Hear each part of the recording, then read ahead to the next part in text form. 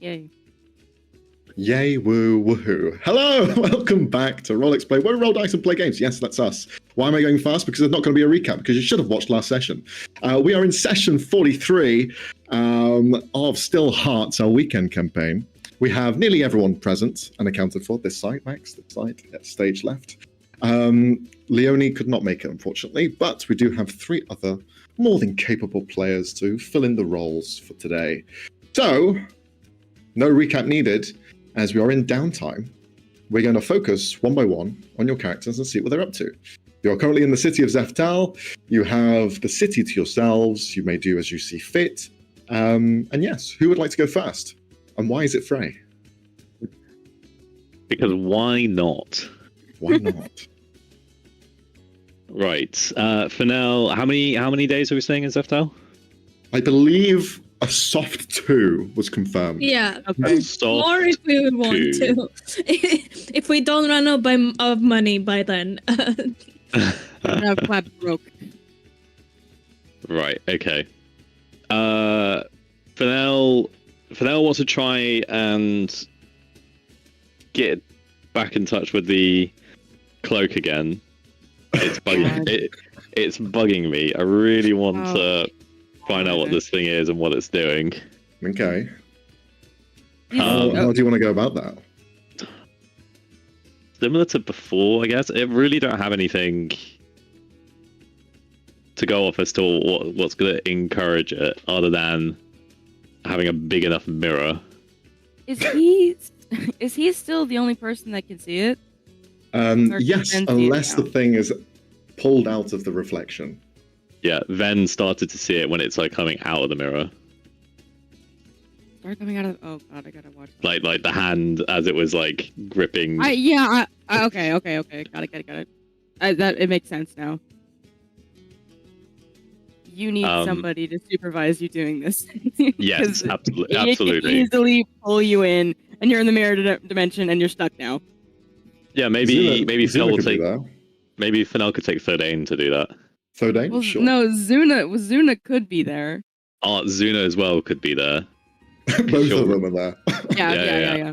You know what? The whole party's there. Everyone's there. Just Everyone's what's going to happen here? Like, yeah, you know, like there's surgery theaters where people are like looking down on the surgery. Yeah. Everyone's there with like notepads. Yes. This guy's an idiot. Interesting. Cherry just like shows a fish. Okay, well, scalpel fish. Scalpel fish food? Question mark. So Frey, tell us where you end up in the city to be able to do this. Is it in the private quarters of your room, or it would be in the room? Okay. Yeah, it would be in the room. I wouldn't do it out in public. Sure. Because this room is built for both giants and humanoids alike, there are mirrors that are quite large and can be used. In the main kind of hallway before the kind of entrance into the room itself, there is a large mirror that's on the right-hand side that shows a reflection. You stand there alongside Thirdain and Zuna. Thirdain's kind of just... so, what is it we're actually looking for here? What's the plan? Just like stop you from falling in or something? Oh, okay. Well, yeah. I kind of want Thirdain's eyes on it just to give his opinion on it. Wait, does Thirdain even know that this thing exists? Yeah. I think only Ven. Yeah. I think only Ven knows about this. No, Fennel told everyone as his way of sharing with the group at the end of last session. It's almost like we needed a recap. Yeah. What happened last session, guys? But alright. No, he told everyone last session. Okay, sorry. You were trying to goad me into revealing. Oh, Fennel's yeah, and then you're like, you know what? I'm gonna be an asshole. I'm not gonna tell you. Exactly.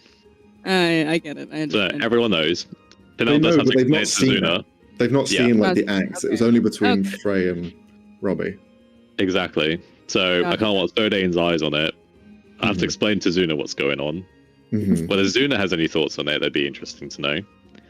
But I think she's mostly there because she'll be able to, I think, hold me back better in case I get pulled in. Okay. Zuna will kind of just say, this is strange because what you are describing to me is that they are what? Held behind reflection?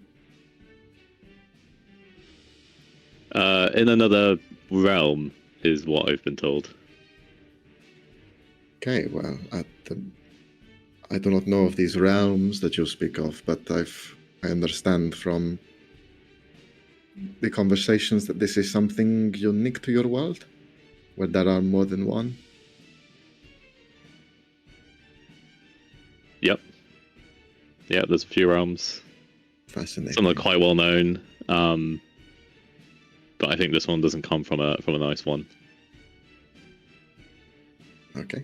Where I come from, there are no other planes, worlds. This concept is a foreign one to me. But I will hold back if you need it. Much appreciated. Okay, you see Thodane's kind of like eyes wide. He's going to give you a bardic inspiration. Nice. All right, don't fuck this up. If I see this thing pulling you in, I'm going to try and... Am I shooting its hand, or do you want to be friendly with this thing? Well, so far it hasn't come across as aggressive or evil or anything like that. It's just curious. So Okay. if it starts pulling me in, just pull me back. That's the main thing. Okay. You see he ties a rope around your waist just as a security measure. Fair enough. Okay. Well, you stand in the reflection of this mirror, looking around. You do not see it at all. Is there anything you try and do? Because it's not here at the moment.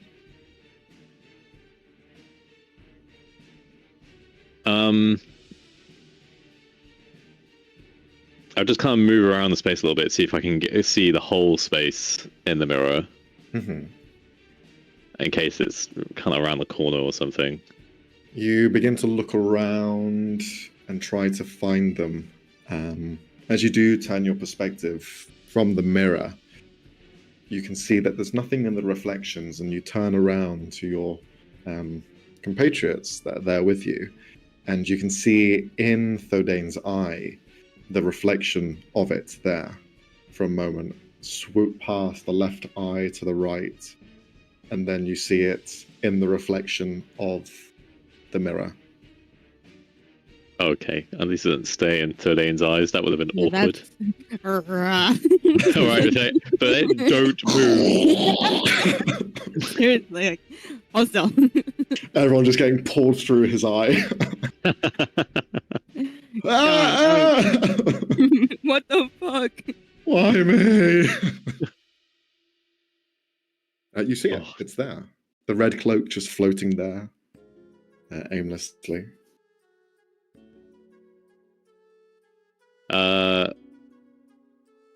Okay. I'll reach out towards it like last time. Mm-hmm. And then I want to mouth, who are you? Okay. You roll a persuasion check. Oh, Okay. bad roll. You mouth the words through the reflection as you have your hand against the glass. Yeah. You see it continues to float there. It doesn't really come any closer. If anything, it seems a little hesitant after the last interactions that you had. It's just kind of keeping its distance. It's not right up against the glass, the reflection of the mirror. So it does not come closer. Okay.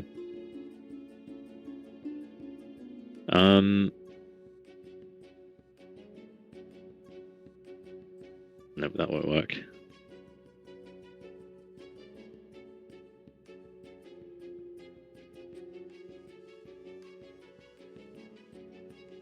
Does Thadane have the ability to cross, to affect other realms, through a spell or something? He doesn't have something like that. He does have mind link and things that can connect brains, but they have to be on the same plane of existence. I was gonna say he probably can't. He probably wouldn't work if you can't see it either. Mm-hmm.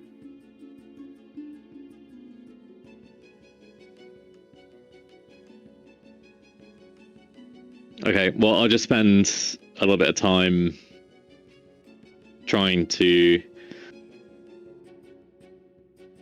understand. I wanted to try and get it to respond. See if I can see its face and see if I can make out any words. See if I can get it to respond to me, even if it doesn't reach out for the mirror. Okay. Come here, boy. Come here.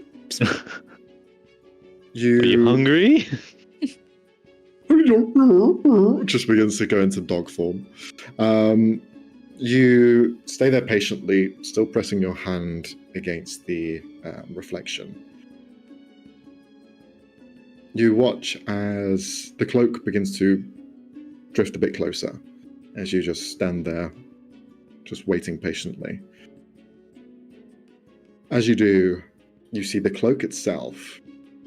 It's long, it's about the same height as a regular person.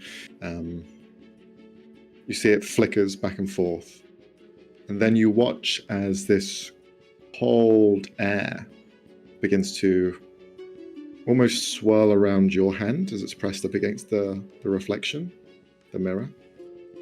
Like a steam is beginning to solidify the area with fractals of ice. You feel it on your hand, and you see that there's a reaction from both Thodane and Zuna as they notice it as well. You watch as the smoke, this cold ice, begins to continue across the reflection, and there's almost left behind elements of writing, as though someone has kind of drawn against the fog and have created letters. It says, "Do you not remember me?" No, Fennel will shake his head.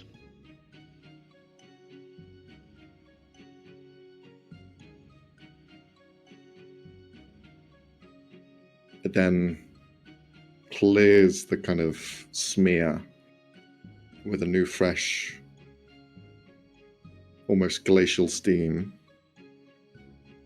And then it writes, "But I still remember you."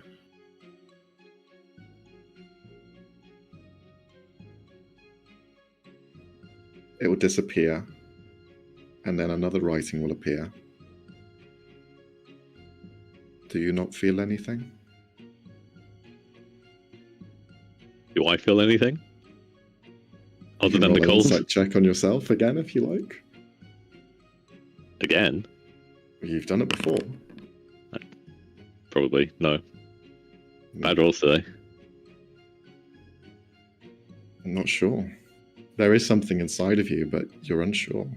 It's not making much sense. Fennel will shake his head again then.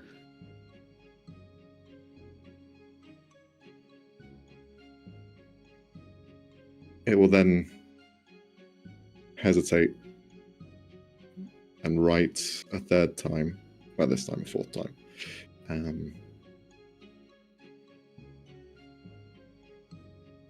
I can try to show you.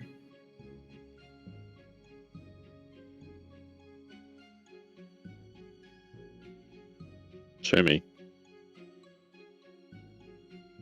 Okay. You watch as it approaches with the cloak against the glass. No one else can see the cloak, it is only you. You just hear Thodane say, "You sure this is a good idea?"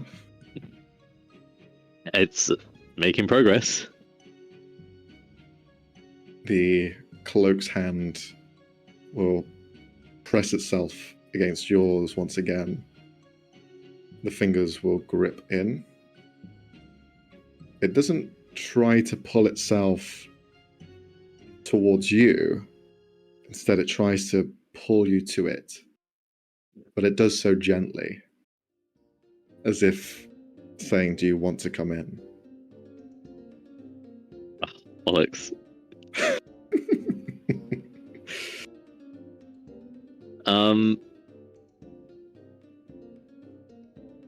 Right, I'll turn around to Sodane and Zuna and just say, right, I'm just going to put my face through. Just my face. Okay. Maybe don't. It wants to show me something, and it's asking me to come through. It's not pulling, it's just asking. So I just want to put my face through. But hold on, how does it know if you're going to be okay on the other side? It's a fucking cloak, you're telling me. Oh, that's why I'm going to hold my breath and just put my face through. How am I going to explain this to everyone else? Okay. Just say I roll the dice. You know Thorn's not going to like that. Nope. I don't think Ven will be all that keen on that either, but here we go. Okay, well, if you think it's a good idea. Well, let's not go that far. It does seem to be a person, though. As the cloak, its hand is almost pressed out. You see Thodane's looking at it, and through their ability to see other people's dreams and minds, you see that he's acknowledging that this is a person. Good to know. Alright, Fennel will try and put his face through the mirror. Okay. You hold on to the hand. You kind of let it pull you in to the point where your face is then etched in. It is almost like pushing through like a liquid, a metallic liquid, as everything slightly fades away. From your perspective, Fennel, you look in and it is this strange sort of like field of view where everything stretches for a moment, and you are seeing not just a flat surface, but instead something that encroaches outwards. You do not see a reflection on the other side. Instead, you see what looks like patches of energy that light up and dissipate, flying by and going nowhere. You find yourself in a space that is completely upside down, but resembles something aquatic, like water. There is this almost like air that is solid and can be pushed around. The cloak itself floats there in the middle of all of this, pulling you in closer. It is still resembling a cloak. Nothing of its physical form has changed. But I'd like you to roll a perception or investigation check. Bear in mind, you do have a bardic inspiration if you wish to use it. True. Oh, +2 in these. Yeah, I'll use it here. What is it? It's a 1d. D8. 11 and a... Nope, that's D10. 17. 17. You peeking through into this other world, there is something that is not right with it. You see apparitions just like appear in this space and then disappear.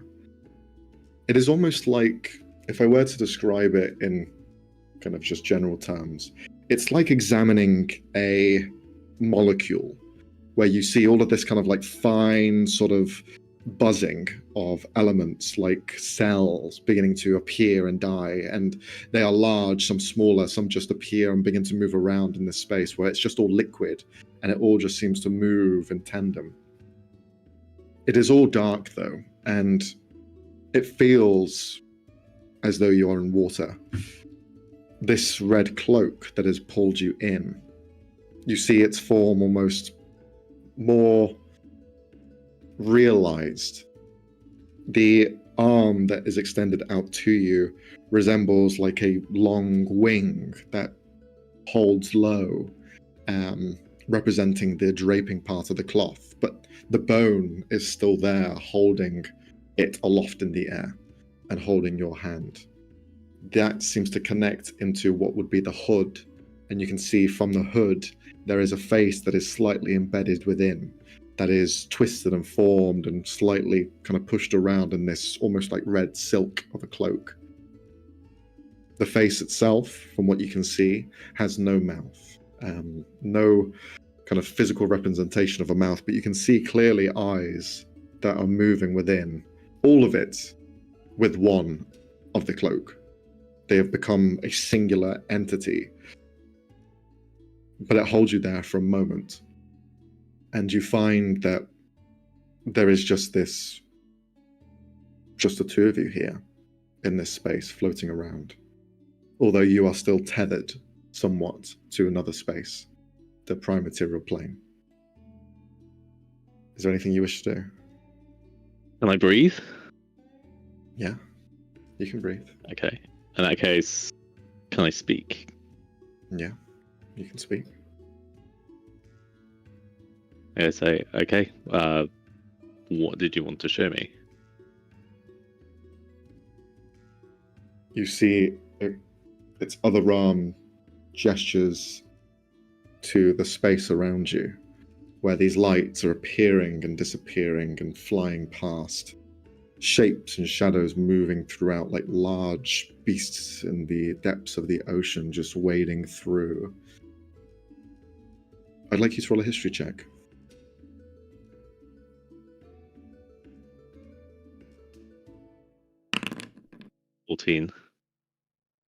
This is all very familiar. You've seen this kind of landscape before. You've seen these lights shine and dissipate. And you weren't alone in this space, where a feeling of fear and regret and unknown about where you were seemingly subsided as you had a companion here with you that seemed to appreciate the space that you were within. The red cloak, still the same sort of design, but from your memory, more physical, more real, more humanoid. The Gith version kind of standing out a bit more, although as time went on, you could see the two blending together faster and faster, as though minutes were passing by.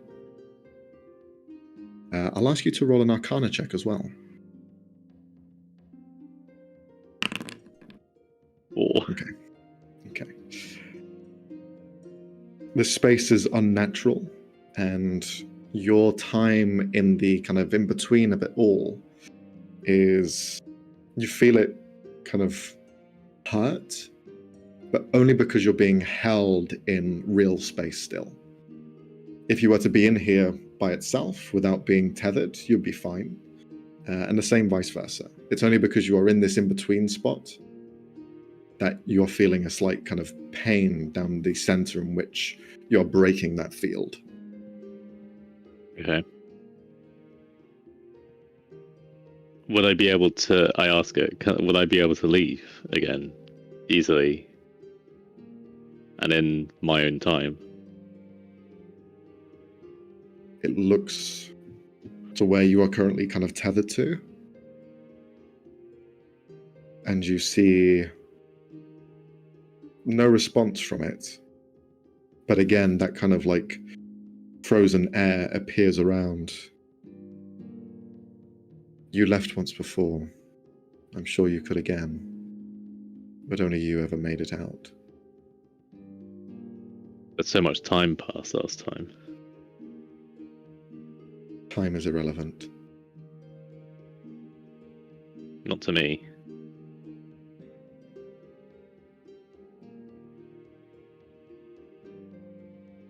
And that is why you left.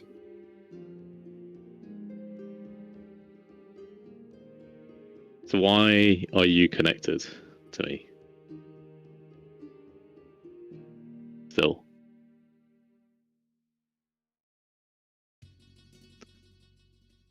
You see the words are kind of hard to muster for this thing. And it'll just say, because I care about you.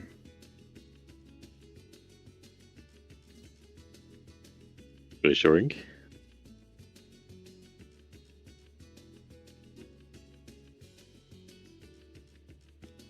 I don't understand what this all means, though. I appreciate you helped me, and you're still looking out for me, I think, but...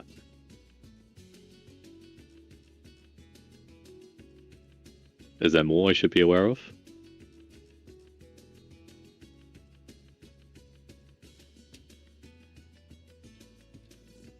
The time you spent here was a lifetime's worth. I do not expect you to come back. You are needed elsewhere.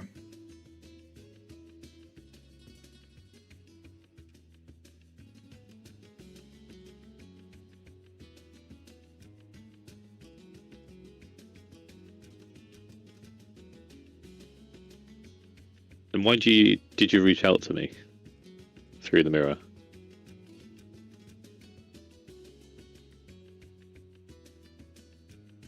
You feel Thodane slightly tugging on your side.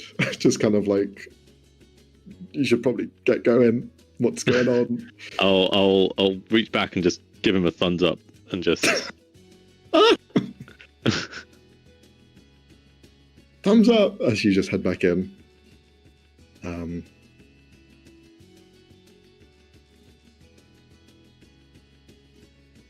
Because I missed you, and I can only ever see you wherever I go.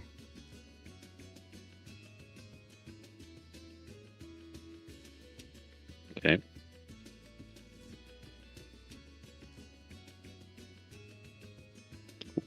What is this realm?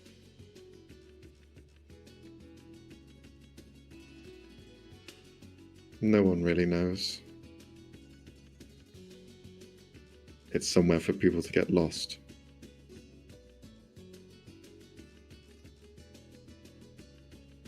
Could I bring others here? Or could you bring others here? I would not recommend it. The people who live in this space, they are dangerous. It is not just monsters and creatures, but you have people. And they are diabolical. Say I had someone dangerous I wanted to hide away from.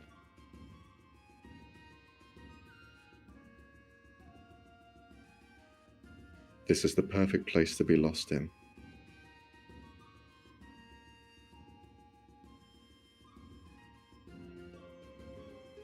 Yeah, that definitely seems to be the case. How could I get someone lost in here?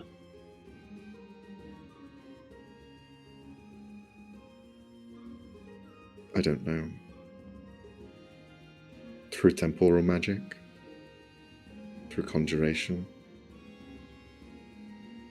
By mistake? Sometimes it's purposeful.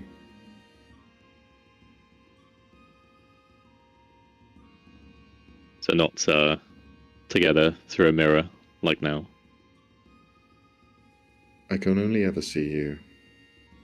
I don't know who else is there. And I don't know if I could bring them through. I didn't know if I could bring you through. But somehow we're connected. Even though you don't seem to remember any of it. I certainly still remember you. How much time passed when I was here with you? You said a lifetime, but how many years? Does time pass the same as it does in my realm? The people who live here, they refer to it as clicks. Time passes by through a constant click. Whatever that represents in your world, I don't know, but it certainly felt like a long time. Long enough to build emotions, friendships, whatever that may be.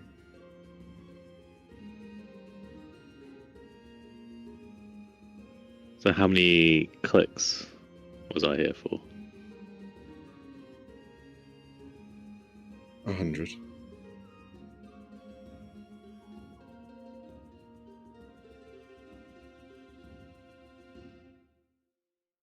How long does a click take? I don't know. Okay.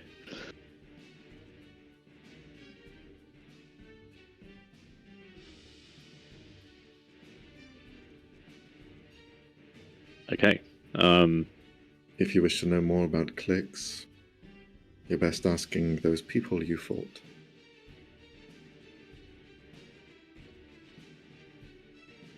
Which people? The ones who live here and hide away.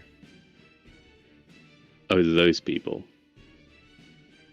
No, I'm not sure I want to see those people.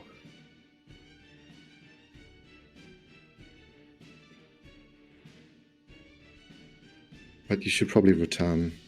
I don't know how longer you can stay without time passing by strangely for you. Yeah, okay. Maybe that makes sense. But thank you for trusting me. Thank you for answering my questions. I'm sorry I don't remember.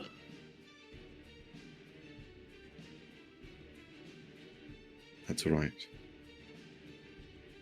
I meant to be forgotten.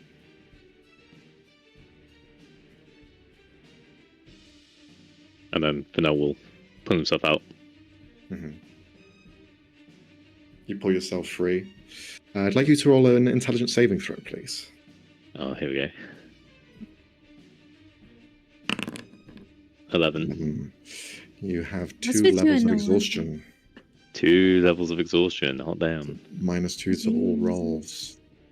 As the tether between you found yourself in caused you to almost ricochet back, and you just feel that life energy just depleted.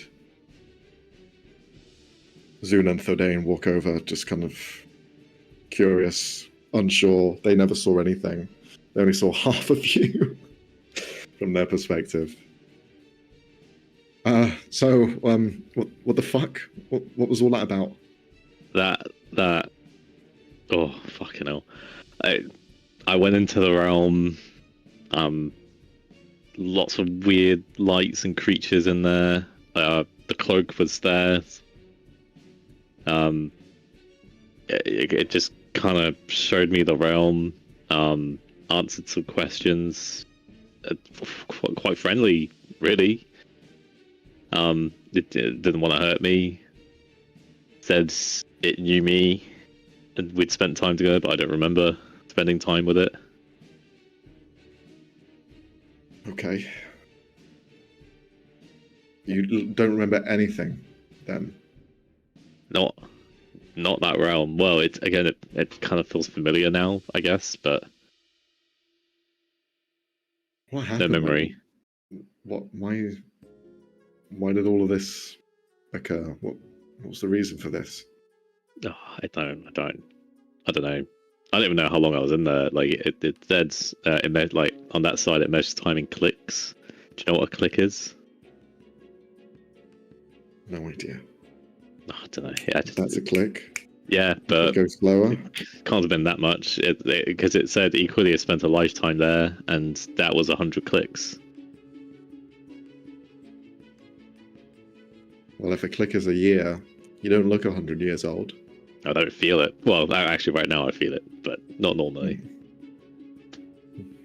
All right. I'll have to tell the others about this, but okay. This thing's not going to kill you then?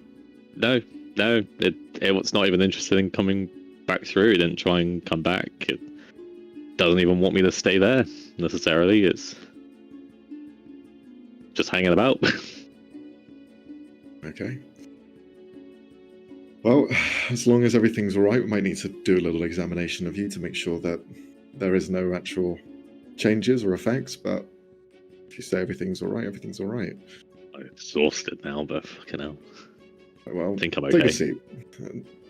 The room's just there. Just take a load off and think about it a bit.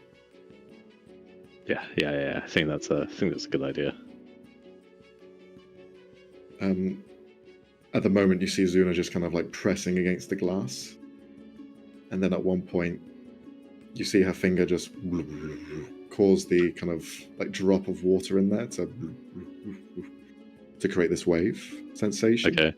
And she just kind of pulls her hand back. Good to know. Is that just a portal that we have now? Bro really said, you know what? Too tired for this. Another day. Bedtime. Let her have fun. Mental note. Maybe I can bring people through. Also, just as like, how many fucking exes does this motherfucker have?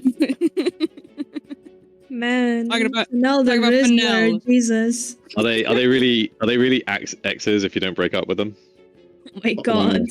They better You. be. My guy is polyamorous. God damn. God, it's just This is after all this time, we find out Fennel is a Mormon. This is my homage to Frey. Guys, come on. What are you talking about? Maj, shut up. Excellent stuff. I'm glad you pressed the button, Frey. We'll move on now to let's do with Cassie first, as you have Sienna with you. Sienna kind of looks at you. She doesn't look too well. She's kind of holding her stomach. Love, I think I might just have a bit of a relax today. I'm not feeling too well. Someone poisoned your food. Do I need to kill them? No. I think I just maybe exercise a little too hard or something. Just not feeling 100%. So I also, if it is something, I don't want you to have it. So if I could just... Yeah, go ahead. Go rest. I'll be fine. Okay. The wheelchair appears and she just begins to... No! Not her! Not her! Take Fennel, goddammit, but don't take Sienna! T-poses before the wheelchair appears. Just like glitches through the floor and disappears. Yoda's gonna hate us.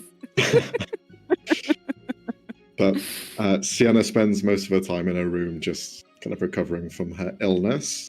So what does Thorn get up to in the meantime? It beats me, man. Beats me. I don't know. I guess she'll try and take a walk around the city, I guess. Okay. Would you like anyone to accompany you, or just by yourself? By herself, but if Thodane like wants to come or something, she's not gonna be opposed to it. But she'd rather be. I mean, it doesn't really matter.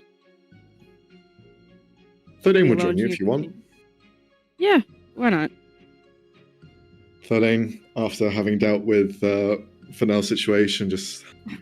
Man, you're not going to know what I just saw.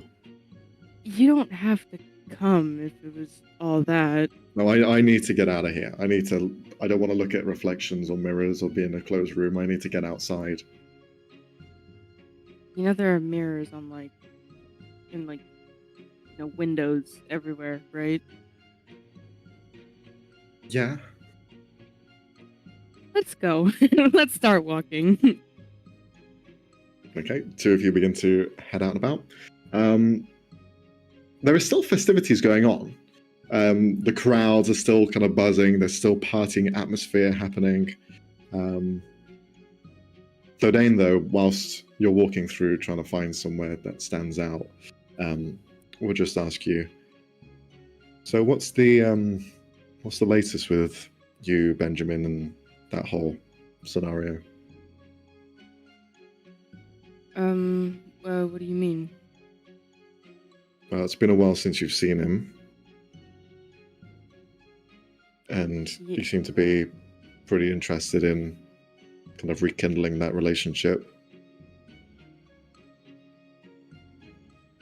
I mean, he was the first person I, knew besides Siren in that prison.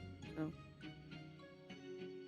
kind of, I mean, he means a lot to me. So, yeah. Okay.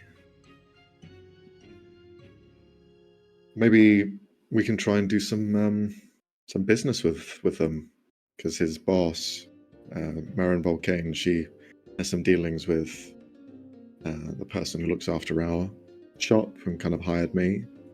So maybe we can try and, I don't know how indebted he is with her or what the situation is there, but we could try and get him to work for us. If you wanted that, I could try and reach out if you wanted him closer by.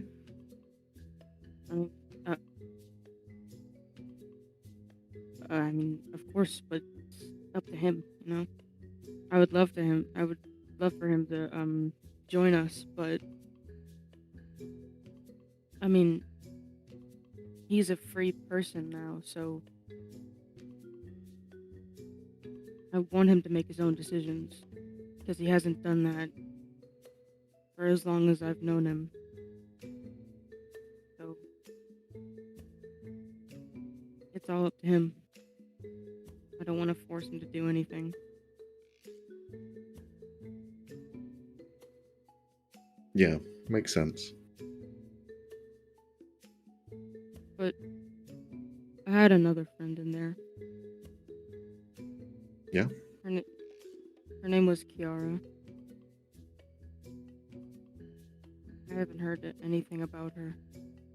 And I think she might still be with Siren in one of his other prisons, however many he has. Okay. She was like a sister to me, and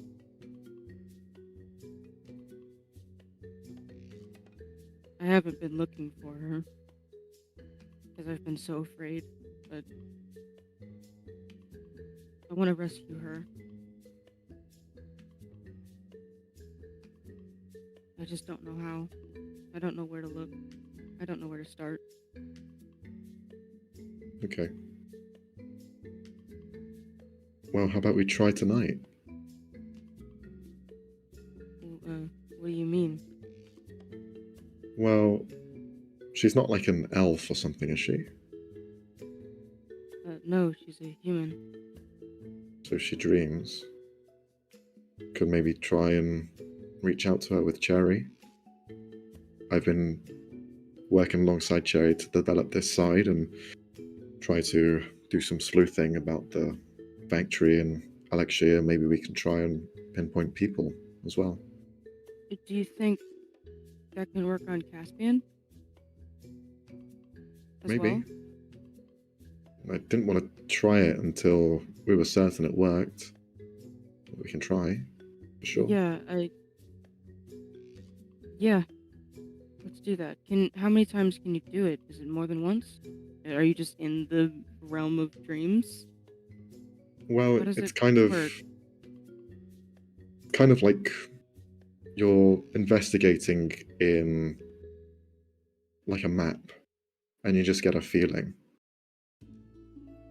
You just have a feeling of where to go, and I guess maybe the stronger connection you have a clearer mind's eye of it. I don't really understand all of the mystical side of it. It doesn't really make sense to me. But I could feel Alexia because I'd been there for so long. And I could feel Kiv, I could feel Samara, I could feel the people that we'd make connections with. Maybe with you, I could use that, and with Cherry's help, find maybe some way. But it all depends on if they sleep, or maybe I can't reach out to other worlds. I don't know. I've not tested it too much, only to Alexia, but we could try. I think it's worth a shot, because I want to find Kiara, obviously. And I think we owe Caspian that much to try and help him. You know? Yeah, I 'Cause I agree. think this could just be speculation, but I think he's also in one of Siren's prisons. But I don't know. Can't say for sure. I don't really know how they work. I just know that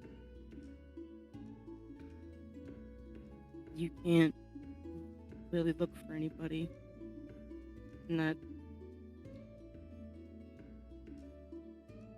it's almost impossible to escape unless you're let go. Which the only people I know have been let go have been Sarah and Jacob. What's his name? Jacob? Yeah, it Okay, was. okay. Yeah, so I'd really appreciate if we did this. But We're a team, so we do things together, and of course I'm here to help you. You helped me, remember? yeah, I remember.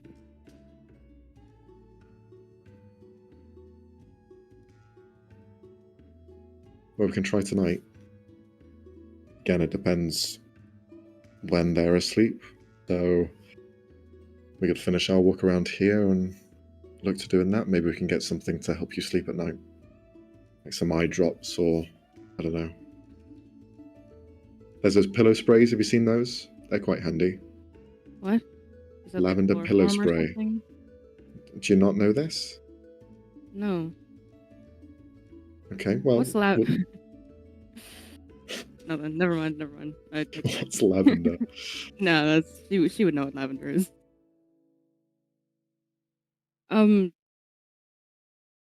Quick thing though about Kiara.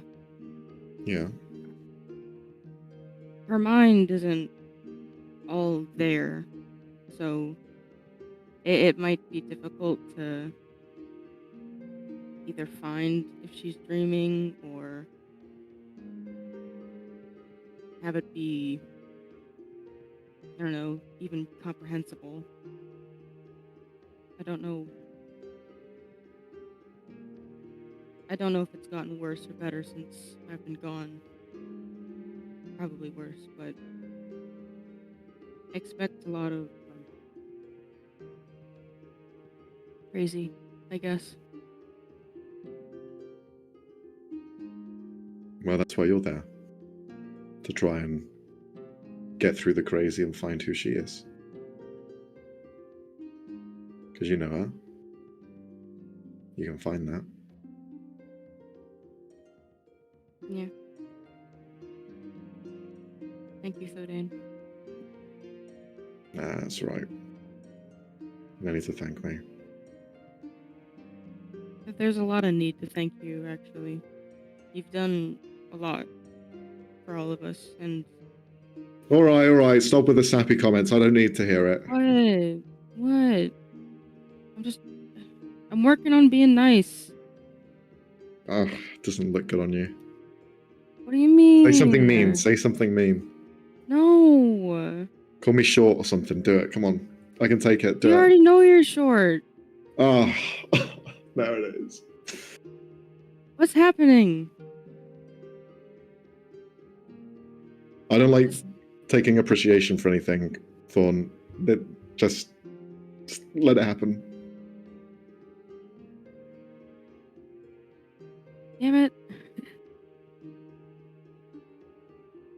You got Fine, plenty I of guess. being nice to Fennel to make up with, so don't waste it on me. I can see you already getting agitated about it. She immediately goes from like concerned, like I just want to help, to immediately just like, oh fucking goddamn it. Ayla, you said 2 weeks. No, it was 1 week.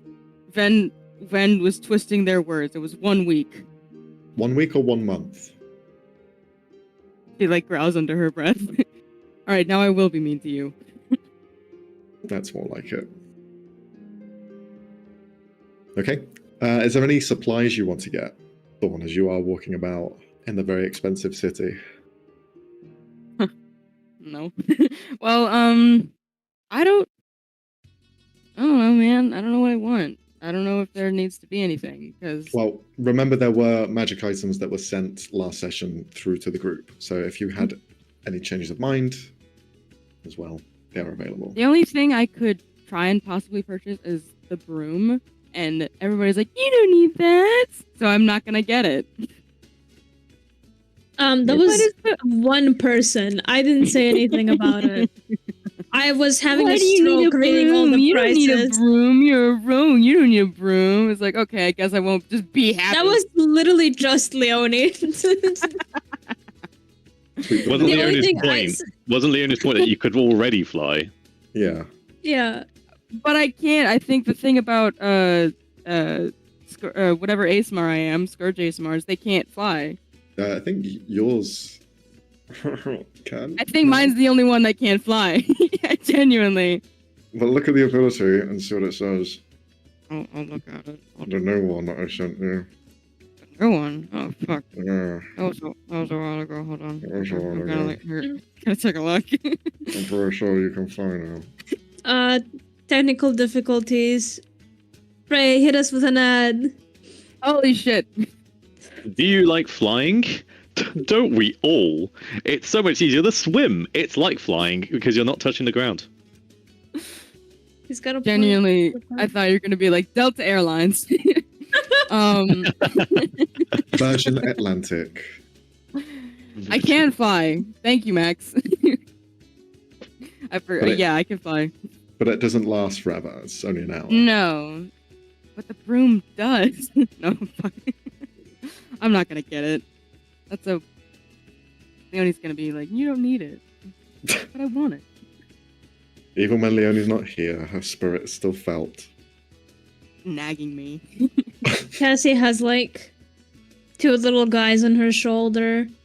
One of them is Leonie as an angel, and the other one is Jack as the devil telling her what to do. Do it. Do No, it. because I can hear Jack just being like, well, you're a grown woman. You can do whatever you want. I'm like, you know what? Yeah. No, I'm not going to get it. Okay. I don't want to pay these rich people. Well, as you then prepare to do this dream investigation with Thordain, we're going to jump over to Robbie first before then. So, Robbie, what does Ven get up to? He wants to get like additional ingredients for the cake he wants to make for Cherry. I'm assuming he had some left over. Yeah, from you have before? some leftover ingredients. Not many, but a couple. He mainly needs to get cherries. Sure. 1 platinum piece. What? 1 platinum piece to purchase these items. Oh shit! Are you serious? Yeah. For a single cherry? Bougie ass fruit is this? This is. Oh, I hate this. They're not even selling per gram. They sell it per piece. They sell it per pack. Oh, okay. And So there's like 6 1. in each pack. It's like one of those like That's all there tightly is. concealed. Yeah. It's all in the packaging. That's where the money is. God. Did they come with a bow on top? Vacuum packed. Bow. There's also a lottery ticket in there as well. Well, I guess he'll spend 10 platinum on everything. Okay. That's a lot of good ingredients. Best for Cherry said it has to be the best. You come out short where you have like like not just one of each. Can't even get everything. Yeah. One well, ingredient missing, the actual riser. Okay, never mind. I thought somebody was ringing the doorbell and I was too deaf to hear it. He's just gonna get some ingredients. See if he can get anything for also making biscuits, and then he's gonna go back. I'm assuming we have our own little kitchen in our place. Yeah, there is. Yeah. Okay, perfect. He'll spend another platinum to also get some lemons, but yeah. Okay. So that's 11 platinum pieces on ingredients for a cake. Yep. Very good. Look, man, if we get to Elixir, You I could have don't just think bought Ben a will cake. No! Ben said he would make it, and it needs to be okay for cats. Okay. He's gonna go back and he's gonna start making it, decorating everything. Okay. Make little fish biscuits. Sure. You can make a cake, but I also want you to roll to see how well it ends up. So this will be a. You can either choose between wisdom or dexterity with your proficiency bonus. Let me just see what my chef thing, if that adds on to anything. If I can fucking find. Hello? Hello? Hello? Hello? Hello? Where's my. Hello? Hi, Jordan. Frey, add Frey, add quick. Ad. Do an ad. Right. So you struggle There to it find the is. stuff that you're looking for. What you need is the Sortomatic 5000. It will sort everything for you. Don't ask how it's made. Don't ask how it does it. Don't ask what it looks like. But it sorts it. Don't ask where it comes from or who makes it. It comes Because from we don't Frey know Industries. either. Right, Industries. Frey Industries. It doesn't matter. They're the same, by the way. Dex. Okay. So. Plus my proficiency. Mm-hmm. Yuki.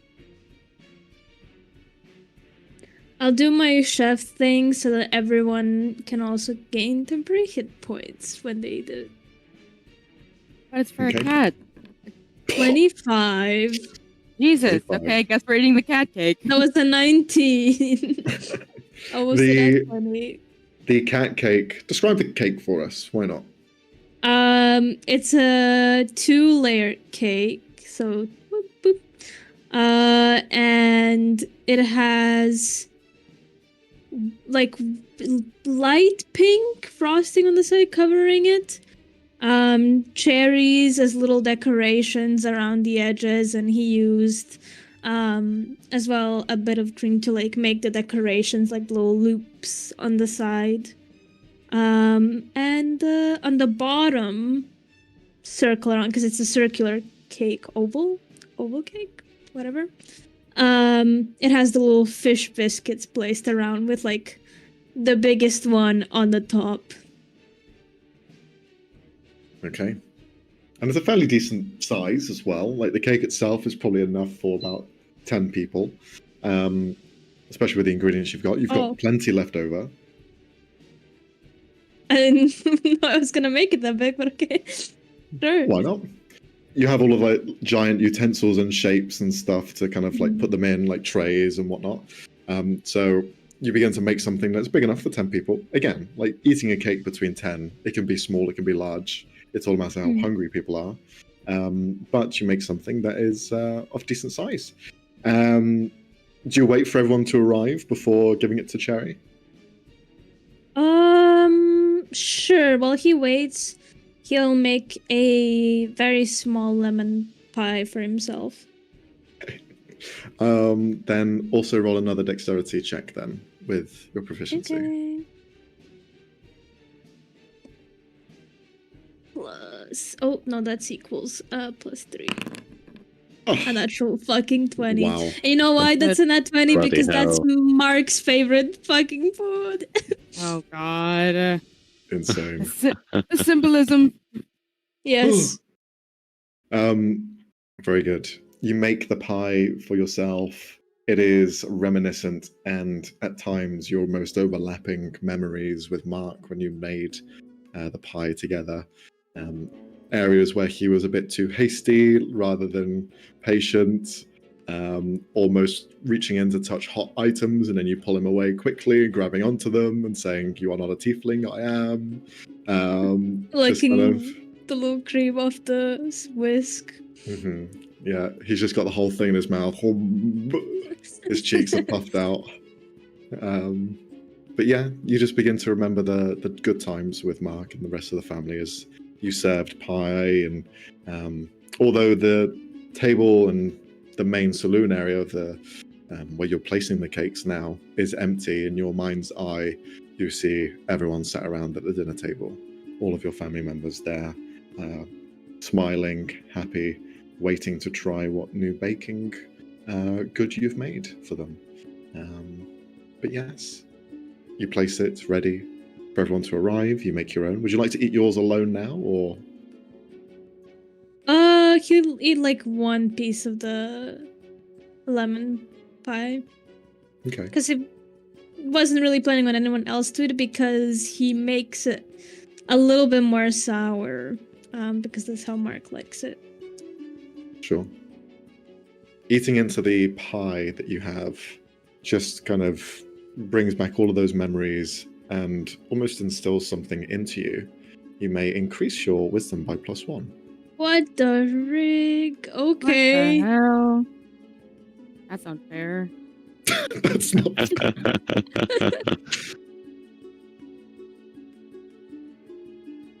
He just eats it quietly, waits for everyone.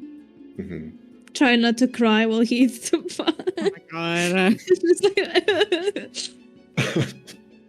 You just see like a, I was going to say baby Thodane, but just Thodane just standing there at the doorway alongside Dawn. Oh, hi. You good? Yes, I'm fine. Don't worry about it. Just like pushing away the pie. I finished the cake for Cherry. What was that the way to show it? Okay. It? But you also have tears running down your face. I was cutting onions. Anyways, I'm gonna go get Cherry. Goes into Vanel's room. Okay. They seem fine. Yeah. I think they don't look too fine. They need some serious help. Well, that pie does look nice, though. I probably be crying as well. Oh, I thought you were gonna try and steal it. Well, I was gonna have a bite. No, I probably should. Permission. Yeah, I'll ask when they're finished. Okay. Should we just wait for them and then do our thing, or? I think that'd be the best idea option. Okay, I'll start getting some of the creams and lotions I purchased and try and get the space nice and dream friendly. Who in the what now? You know, Why would you fly?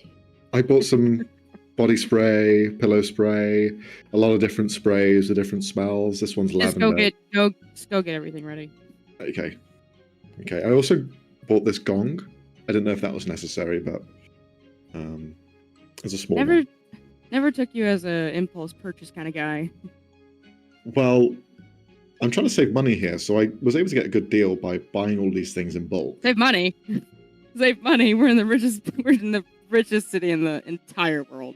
But have you seen this gong? It looks good. It even has a little handle with it. Go get everything ready. Go. All right. Okay. He walks over.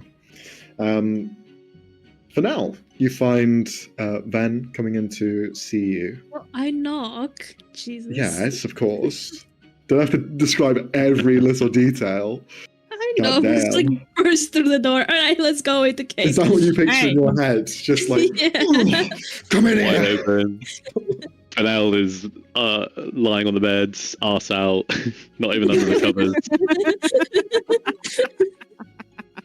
Just turns his head. Oh, hey. Wasn't expecting you. No, we peeks through the door. Hey, is Cherry with you? I assume Cherry is. Cherry's just in the corner of the room with their eyes open, just staring in the void. Fennel will point. Ben walks in, looks at the corner. Cherry, are you alright? Yes. I made you that cake you wanted. Just disappears in the shadow and Oh. reappears behind you. Let's see it. It's in the dining room. Disappears in the shadow again and then reappears right over the cake. And it has little fishes. I will call these little fennels. Oh. Looks to Fennel. If you can come have some as well. As you're saying that, you see the mouth unhinge from Cherry as it begins to bite the entire... Here's it. Oh, don't eat it all at once! You're gonna have a stomachache. She's literally an immortal shadow cat. I don't think she can have those. Doesn't Okay. I will wait for everyone else then. Fennel gets up, right? tries to put her clothes back on, puts them back to front. Oh, was he actually naked? No, not necessarily naked, but he's not going to go to bed fully clothed.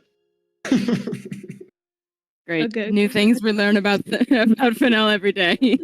And Frey. What, does Dawn go to bed wearing the exact clothes she's been wearing all day? Yes, she does. Because she's disgusting. She's a stinky bitch. She didn't clean herself. This is canon. That is a fair point. She is disgusting. PSA for all the viewers: do not lay on your bed with clothes you've worn outside. That's how you get bed Or bugs. do, and then go take a shower and wash your clothes. Wash your clothes. Well, PSA. at that point, those are not the clothes you wore outside. You feeling all right? You look a bit tired. Yep, exhausted actually. Oh, I had a conversation with the cloak. Oh, I didn't know you could talk. Neither could I. I mostly communicated in writing, but it seems to be sentient. Was it nice? Very friendly. Supposedly I've known it for 100 clicks. Which, if you didn't know, is a lifetime.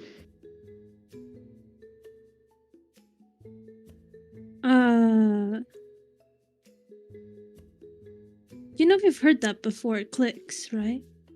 Yeah, it sounded familiar. I can't remember who said it. The soothsaying Nimbus said it. That's how they measure time. Yeah. You really are tired, kind of like fixing up his collar a little bit. Oh yeah, no, it didn't feel good coming back out from that realm. From what I know, it's like a in-between place of everything. I don't imagine being there for even a little bit is gonna make you feel great. It's when I came back that it suddenly all hit me or something. I was fine while I was there.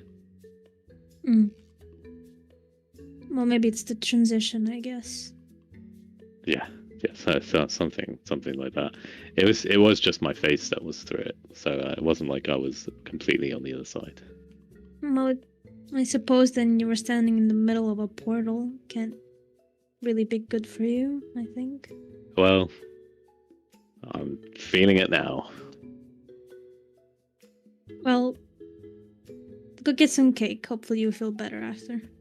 Cake sounds good. Yeah, cake sounds good. Did I hear there were little fennels on it? Little fish biscuits, but I think Cherry's calling them little fennels now, and I don't know if I should find that cute or concerning. God. As big fennel, it's concerning. Okay. Well, let's just keep an eye on it.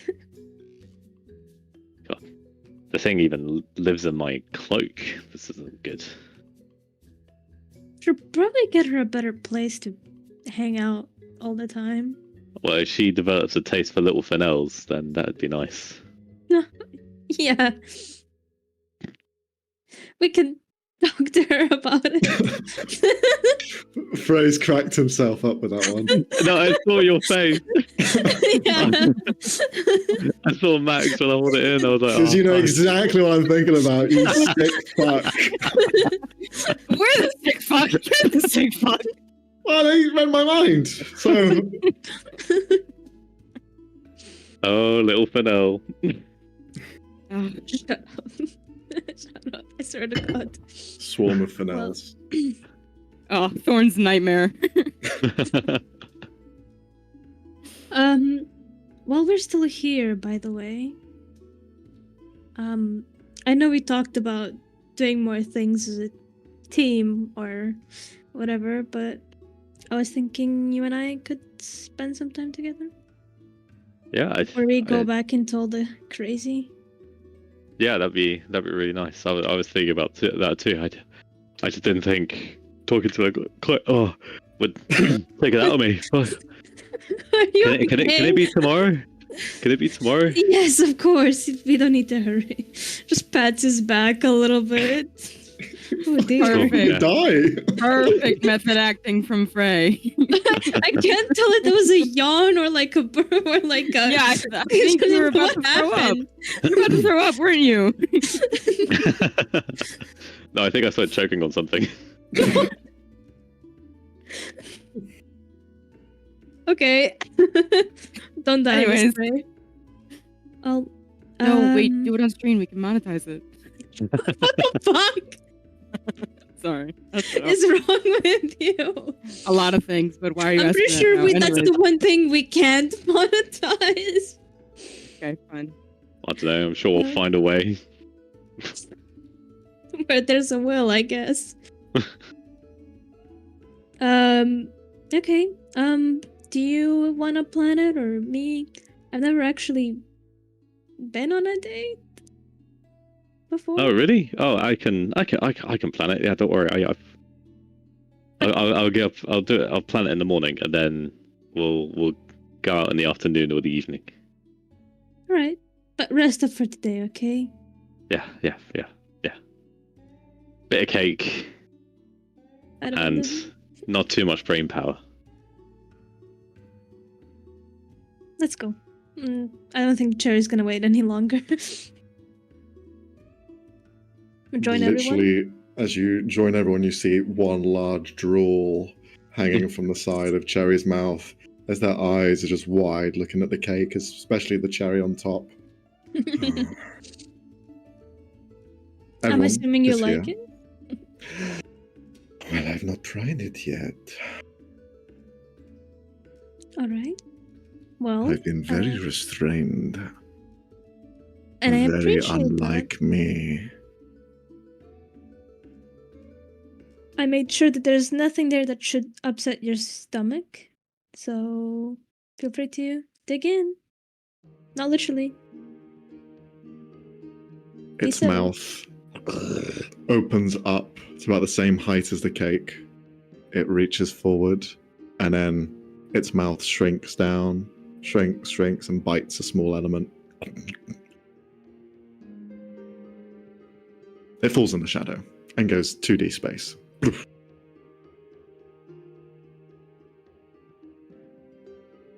Cake or cherry? Cherry. Are you okay? He killed her. You see in the shadow, it's basically a 2D element, and you see the two eyes of Cherry just swirling around.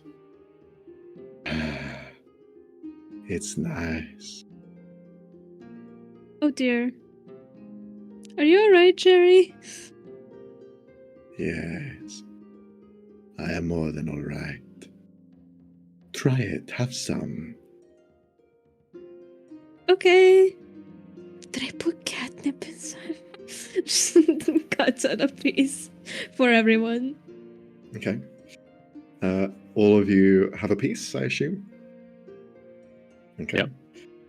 All of you begin to have a piece of this cake, which is very catered towards cats, but also edible by most people.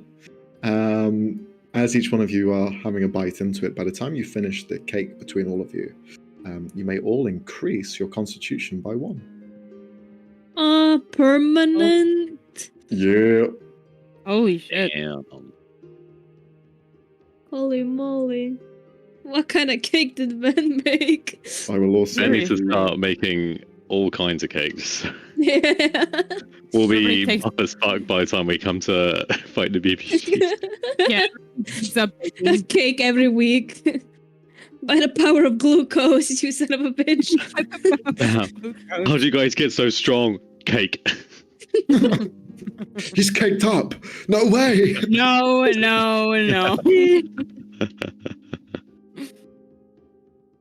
But because you rolled so well, and in moments of reprieve, you guys have kind of more time to almost take in the knowledge that you've learnt and kind of have a bit of self-reflection.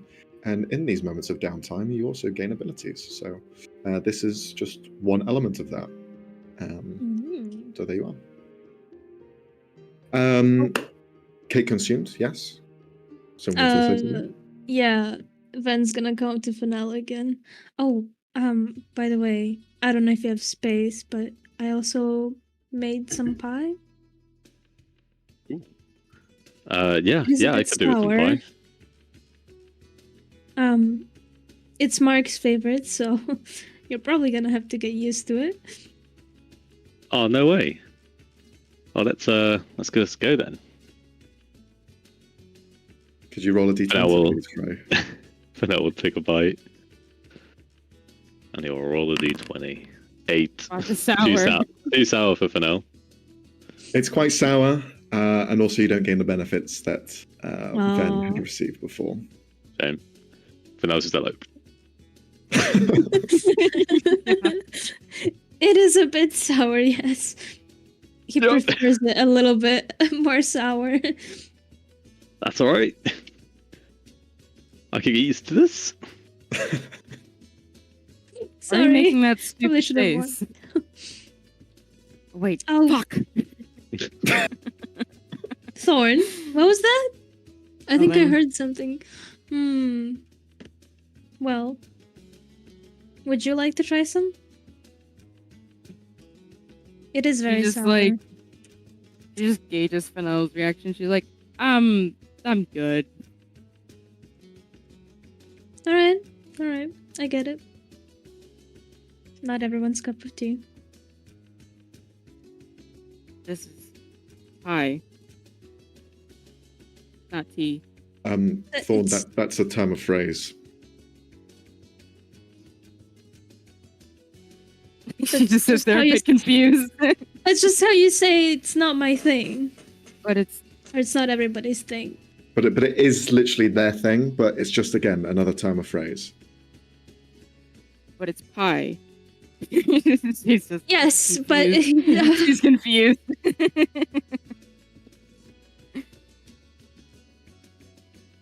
Okay. You see Thorn just walk away.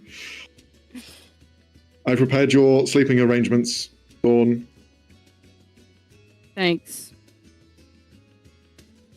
Everyone hears that. sleeping arrangements. It's he phrased it weird.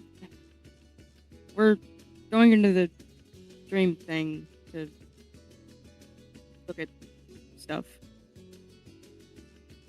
Stuff. Are you spying on my dreams? That is a good idea. No, we're not doing that. We're trying to look for a friend of mine and Caspian as well, and we think we can do that through dreams. So we're gonna try it. I see. Well, Oh, nice. good luck. I do hope you find them. Who is this friend? You know. You're not spying on Gildana, are you? I'm not a pervert, Ben. Imagine. No. Hey, I I'm don't know not where your spying. boundaries lie.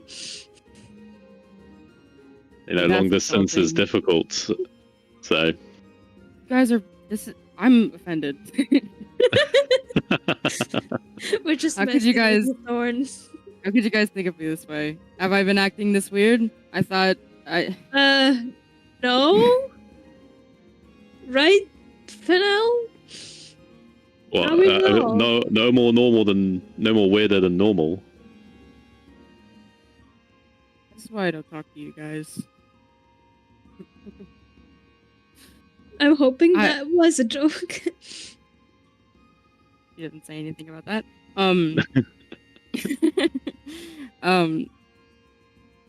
It was a friend from the, prison I was in. Her name was Kiara. So, just want to, make sure she's still alive.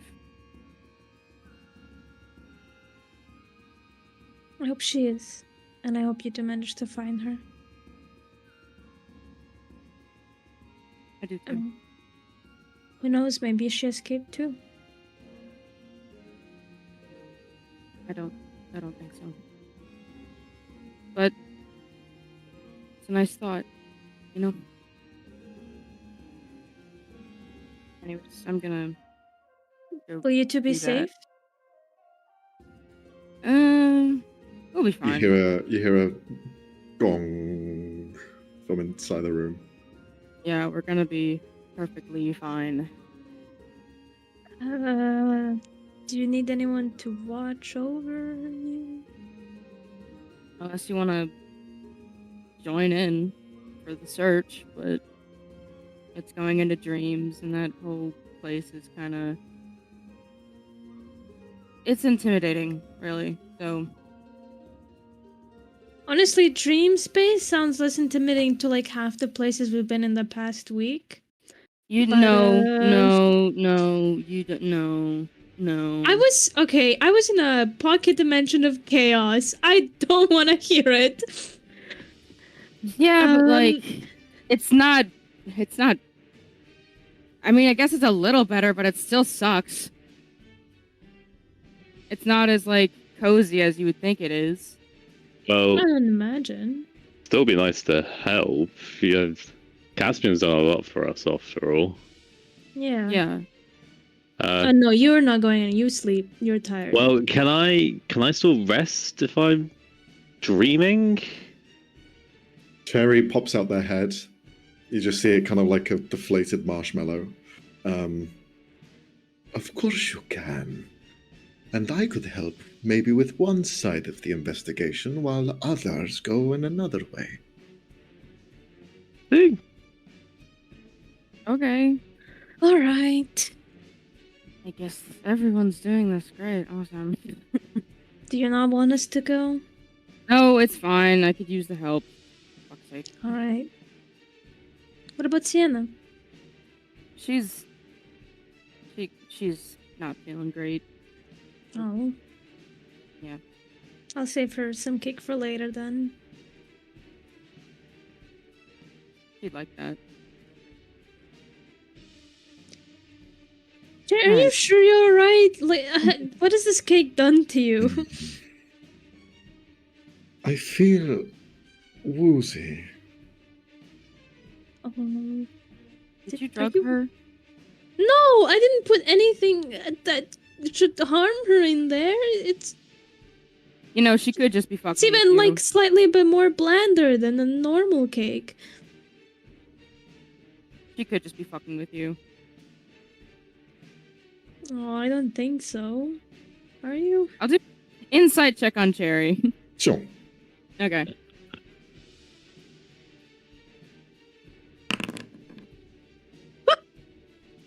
Not the Oh. Never mind. It's a shadow cat. I have no idea. She could be dying. Forge, Foundry, taketh and giveth with the nat 20s and the nat 1s. Yep. She just seems very mellow. She's fine. Are you sure you're gonna be alright to go into the dream realm like that? Yes, of course I am. It is my favorite place to be. Okay. I trust you then. Well, I didn't say trust me, but okay. Why did I make a cake for this cat? Are the rest of you going to finish this cake? Have it. Just eat it all. I'm just gonna take a piece for Sienna and then. Yep. Help yourself. Yeah, it is for you. The shadow drops back down into the two-dimensional space, moves underneath the cake, and you just see this mouth. Oh dear. And bring it in, and it disappears.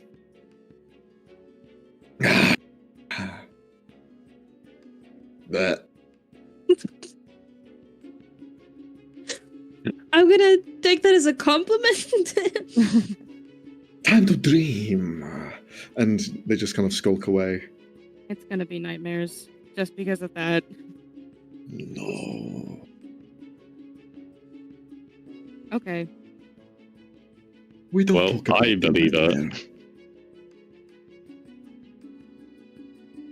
it. Okay, so you all want to enter this dream thing that's going on? Yep. Do you all stay in the same place? Or are you in your separate rooms? I'm assuming in the rooms. same place. Okay. I mean, if we're all going to same place, why not? Sleepover. You see Thodane has created this kind of like pad with robes on the ground that are used as like flooring, very hippie style. He's created this into like some sort of small bazaar with trinkets that he's purchased with a gong in the center. As soon as you enter, gong. Is that necessary? Can I just sleep on the bed? Guys, I'm trying to make an effort here.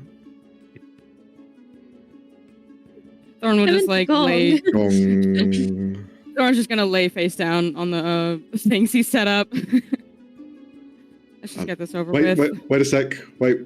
He moves over, grabs a small bottle, sprays it on the pillow. Oh, I thought he was like sprays it on her face. She's like, ah.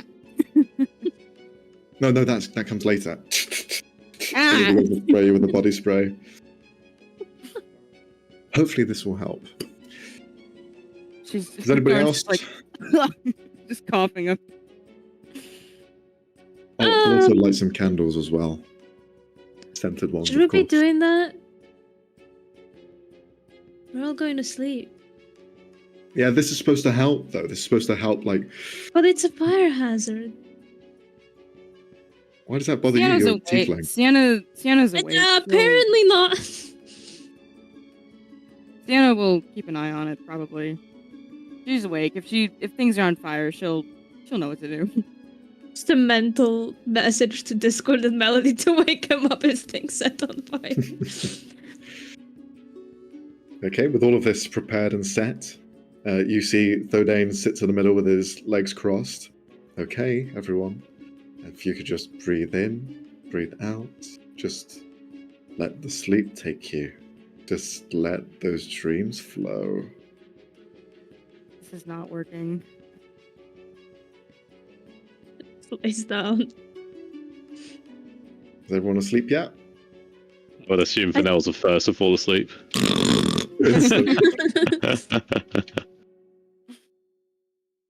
Head first, just out of it. One by one. Didn't even need any kind of spell or. Yeah. We just turned around and he was already asleep. Yeah, he was like gonna like sit down to watch, and then he just like head totally back, mouth open, snoring in an armchair. You see Thodane in the middle begins to close his eyes and enter a almost dream state himself, alongside Cherry, who is almost creating this silhouette of a shadow behind him with these orange eyes trained on each one of you. More eyes begin to appear across their body to fill in the number of you that are here as they begin to watch and kind of oversee this process one by one as you enter into this dream state. As you begin to dream, Fennell, you, rather than, because you are the first to kind of fall asleep, you feel your dream, in fact, get almost pulled into a specific direction. And as your eyes close, they wake up to you underwater in these very kind of murky sort of just kind of like seas. You're far below the surface of the water where you're just seeing the slight refractions of light passing down. But for the most part, you're in this kind of like murky sea area. Nowhere that's reminiscent or rings a bell to you specifically, but you are just in kind of like the deep blue. In this space, you see someone beginning to hover in front of you and grow closer. For a moment, you kind of like still exhausted, even though you are in dreams at the moment. You kind of like adjust your eyes and you see what looks like the red cloak getting closer. But instead, it kind of gives way as you shake your head and you see the governess approaching. Her hair kind of like spiraling outwards into different areas, wearing a slightly longer gown as she approaches you. Hello. Good evening. I've been trying to get in contact with you for a while, but you don't seem to be sleeping at the same time as me. In the same time? Yes, well, to be able to communicate through dreams, I need you to fall asleep at the same time as myself. Oh, so it's been right, a little bit difficult. Yeah, no, we must be different times. We're in Zephtal at the moment. Oh, really? Okay. Quite a long way, but good for you. Well, I've been a handful of times, not my cup of tea. It is a bit expensive. Slightly. Very expensive. Yeah, but we should be leaving soon. What were you looking for me for? She kind of hovers there for a moment. Well, before I get into that, how is everything with you? Have you learned any more information, or how is development going on your end? No, nothing too new, nothing too great. I've been learning a bit more about what happened to me in the cave. Mm-hmm. So kind of been taking a bit of a sidetrack to explore what's happened there whilst we prep to come back and potentially deal with the factory under the city. She nods, and she has this look about her as though she knows something about the factory. Is there anything you know or that's developed whilst we've been away? Slightly, yes. I was hoping to tell you this in person, but I thought better sooner than later. Developments are happening. The situation in Alexier's tunnels is intensifying. And as you say, the factory is underway. But it seems that, they're getting a little sloppy. Because we have one of their own. Who do we have? One of the developers of this gateway. They were trying to leave a cephalopod called Swim Shady. We found him trying to leave the Leyrant shoreline, but one of my informants had caught them before they could get too far.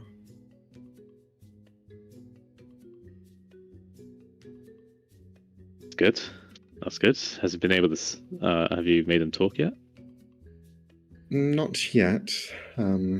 This is just a part of the growing effort that Queen Savaltari is making. She has been ordering everyone who has a small garrison to keep an eye out on people coming and going from the land. This was just so happens falls into your wheelhouse as well, in regards to the factory. I thought you should know, and I haven't asked them any questions as yet, but if you want to speak to them directly with what you may know, you're more than welcome to come by. Where is he being held? Just off the coastline of Alexia, in a small forward operating base that we have. I know you're close to this, and with how involved Gil is in all of this, I thought I'd bring this information to you. And I appreciate it. you want to come by, door's always open. Yeah, that'd be really helpful. I think we're back. Well, my time. It's nighttime now here. I think we got one more day in Zephtal, then we come back. Okay. I can be sure nothing seriously dangerous happens to the cephalopod until then. Same spot? Same spot. High tide. High tide. Sounds good. Thank you. No problem. For now. And you see she's about to leave. Unless there's anything you want to bring up. No. Okay. If you want to roll an insight check, you're more than welcome to. Go on then. 14. Okay. All right. You see her just kind of leave. There's probably more she wanted to say, but you don't know the constraints of this spell or the kind of ins and outs of it. Maybe time ran out. You're not sure. But she just kind of like fades away. As she fades away, you see Ven appear beside you. Ven, as you fall asleep into this dream, you see kind of flicker a moment. I'd like you to roll a perception check. Oh, brother. Oh boy. 9. God, we are not having the best rolls today. No, this was my first bad one. You notice that Fennel is speaking to someone in this dream that you're having. You just see them by themselves, and you can breathe, you can swim, you have kind of full movement of yourself. At the beginning, you probably don't actually realize that you're in water. You just feel oh boy, I'm in water. Mm-hmm. But you don't quite realize it yet because of your 9 perception. You're more focused on seeing Fennel in front of you. Cool. Then, well, he doesn't know how to swim, so he's gonna try to walk over to Fennel. It works. Fennel? Oh, Fen. Everything alright? Yeah, I think so. Funnily enough, I just saw the governess. Where? She's... Oh, is that who you were talking to? Yeah. She's gone now.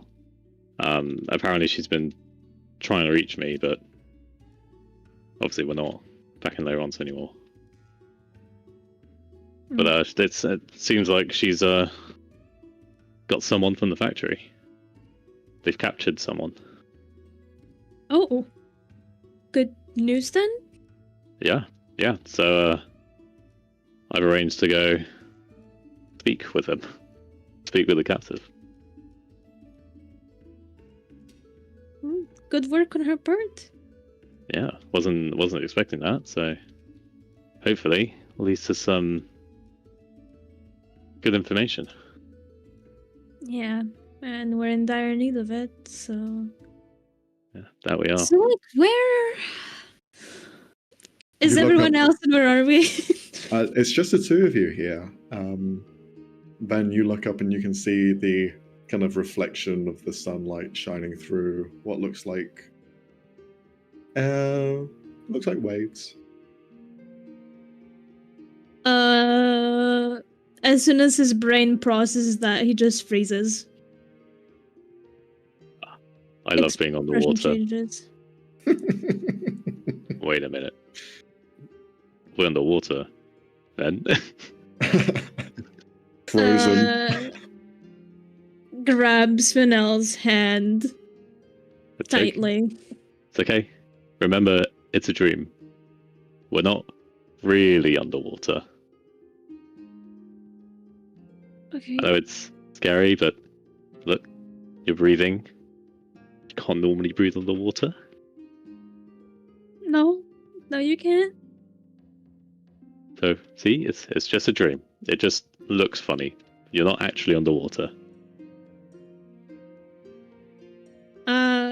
He won't let go of Fennel. He's just standing there, trying to change where he is if he can, and block out any memories from seeping in. Mm-hmm. As the two of you are here in this watery mess, trying to keep your calm, you both hear the sound of a heavy sort of whale sound. Just a woo down below. It causes such a reverberation that you feel it like through your bodies. Not just the water displaces slightly, but you feel the shake in your core. It's just this sound echoes from the deep. Van has never heard that before in his life, so he just grabs onto Fennel. Both arms like, whoa, I hate it here. What was that? What was that? We're gonna die. That's it. Does Fennel recognize the whale? You can roll the species. You can roll nature, investigation, or history. I think or religion. Exactly all of the intelligence ones. The ones where I've got the same bonus, regardless. 4. I do not know this whale. It is a foreign whale. You do not know it, but I'd say it's familiar to the point of you've heard that same sort of sound in the Temple of Moradin. Oh. Okay. Strange. It's just whale. Whales aren't terrifying creatures. They're big, but they're not evil. They eat small little tiny creatures. Actually, they're quite well, for the size they are, quite safe. You see a huge thing beginning to approach down below. Then that is just a massive shadow. That is not a whale. That is less safe. Why would you say that to me? Just like holding on to Fennel way too tightly. I Go on. Didn't want to lie to you. It's a good thing this is a dream. You hear Cherry appear behind you guys. But even in dreams, you can die. Well, we'll wake up if that happens, right?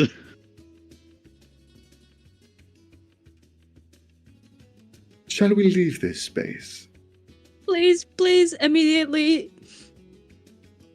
Fennel, if you could roll a perception check. Yeah, I was going to say I want to try and see if I can recognize this Leviathan or what it looks like. Perception. 13. Okay. You see what can only be described as a huge creature that comprises elements of a manta ray and of a whale. You see what looks like the body of this large blue whale at the kind of bottom element, but then the sides almost thin outwards into these long tendrils that stretch backwards. It swims through the water with almost like 100 sets of eyes across the front, and on its back you see there are almost like porpoise-looking holes and elements within. It moves with grace and speed, and there's something about it that is regal. Roll a religion check. Does the queen have a new pet? Jesus Christ, dude. 12. 12, okay. It's not that hard to notice because you had seen this thing depicted in the Temple of Ashtar. This is one of the Kurthena mortals. This is Belthugar, a Kurthena mortal known to be the almost bringer and protector of souls. carries the souls of those who have gone and takes them to a place far beyond. And they aren't necessarily physically around, but it's heard that their spirit carries through the seas, whether that be in the plane of water or any body of water in the material world. They are like an usher, not the singer, but they are your valet to the afterlife, in terms of that side of religion. But yeah, you notice it for a second, wandering around, and Cherry just begins to drag you guys away to the next kind of destination, unless you wish to stay for now. Would, to be fair. He will just interrupt Cherry shortly. He's like, Cherry, is that Belphegor? Do you recognize it? I do not know of these names. I don't know what it is. Well, I think it's a Cthulhu immortal. Do you know what those are? Yes, I know what they are. I don't necessarily like them. So Oh no? perhaps we stay away. Okay. But what I can tell sure. you is that they are sleeping. Doesn't look very asleep. Dreaming. Oh. Do we look like we are asleep? No. Fair point. It also seems hurt. Hurt. Sad. Do you know? Are they always asleep, or do they wake up and? No, they're known for being asleep, aren't they? This one I've seen plenty of times in people's dreams. Whenever they dream of water, this creature is there. Perhaps they're always dreaming and sleeping. But then are not the Cortaina mortals all asleep?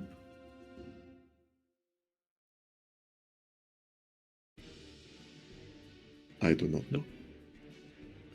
I wish I knew. Well, Have you seen it before, Venom? Yeah, I think so. Back in the temple. But not like this.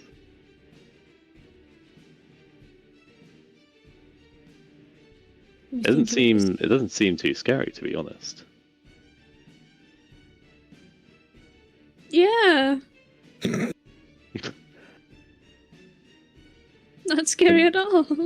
It swims past, and you see it for a moment. It kind of gets up higher out of the water, and you see it at its side angle view. You see a lot of it is kind of cut. You see heavy indentations, heavy elements of areas where they've taken and sustained damage, chunks of them missing. But they just continue to sail past and then eventually dip down. It looks like someone's been fighting it, or... Poor thing.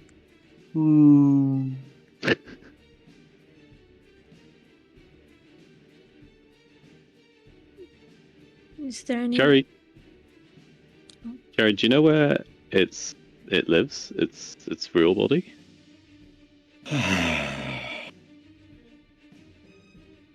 It seems to be resting in the plane of water. Disgusting place.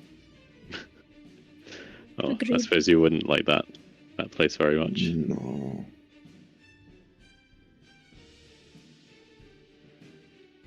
Okay. Well, all right. I guess we can go now. Okay. On to find Caspian. And you see, just grabs the two of you and you get pulled away as you begin to travel. Meanwhile, for Thorn, you are with Thodain. As you begin to dream and you're with him in this space, you see him kind of appear next to you, but sometimes his form kind of changes and kind of comes in and out, as though his spiritual energy isn't completely there and entwined with yours. Kind of like a bad signal. It just kind of flickers in and out. He's there and he isn't. Okay, Thorn, you just hear it kind of like break up every so often. Could you just focus on... And it just goes blank for a second. I'll do that. I'm gonna start focusing on Kiara and my memory of her. Okay. Can you roll a investigation check advantage? Advantage, yay. Yay. Doesn't matter, you're going to roll 2 nat ones anyway.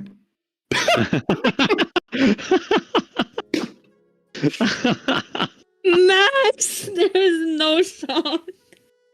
Oh my Max. god. That is amazing. How did you shoot? You know what? He's red. You know what? You know what? I don't think I deserve this.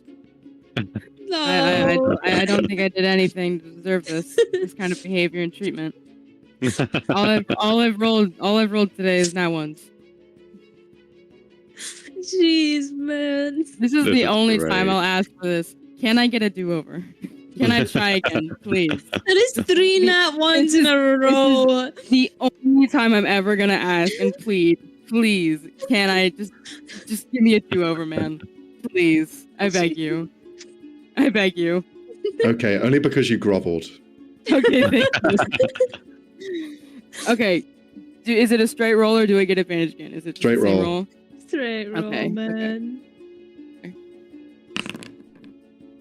Hey. Okay. Fuck me, bro. What the fuck?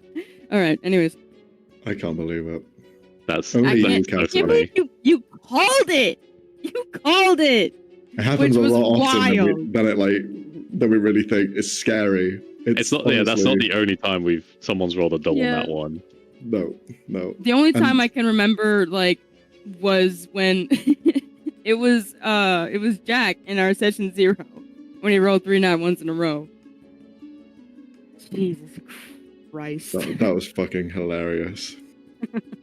Okay, so with Thordain trying to guide you, the connection that he has kind of dispersing every so often, leaving it hard for you to truly focus.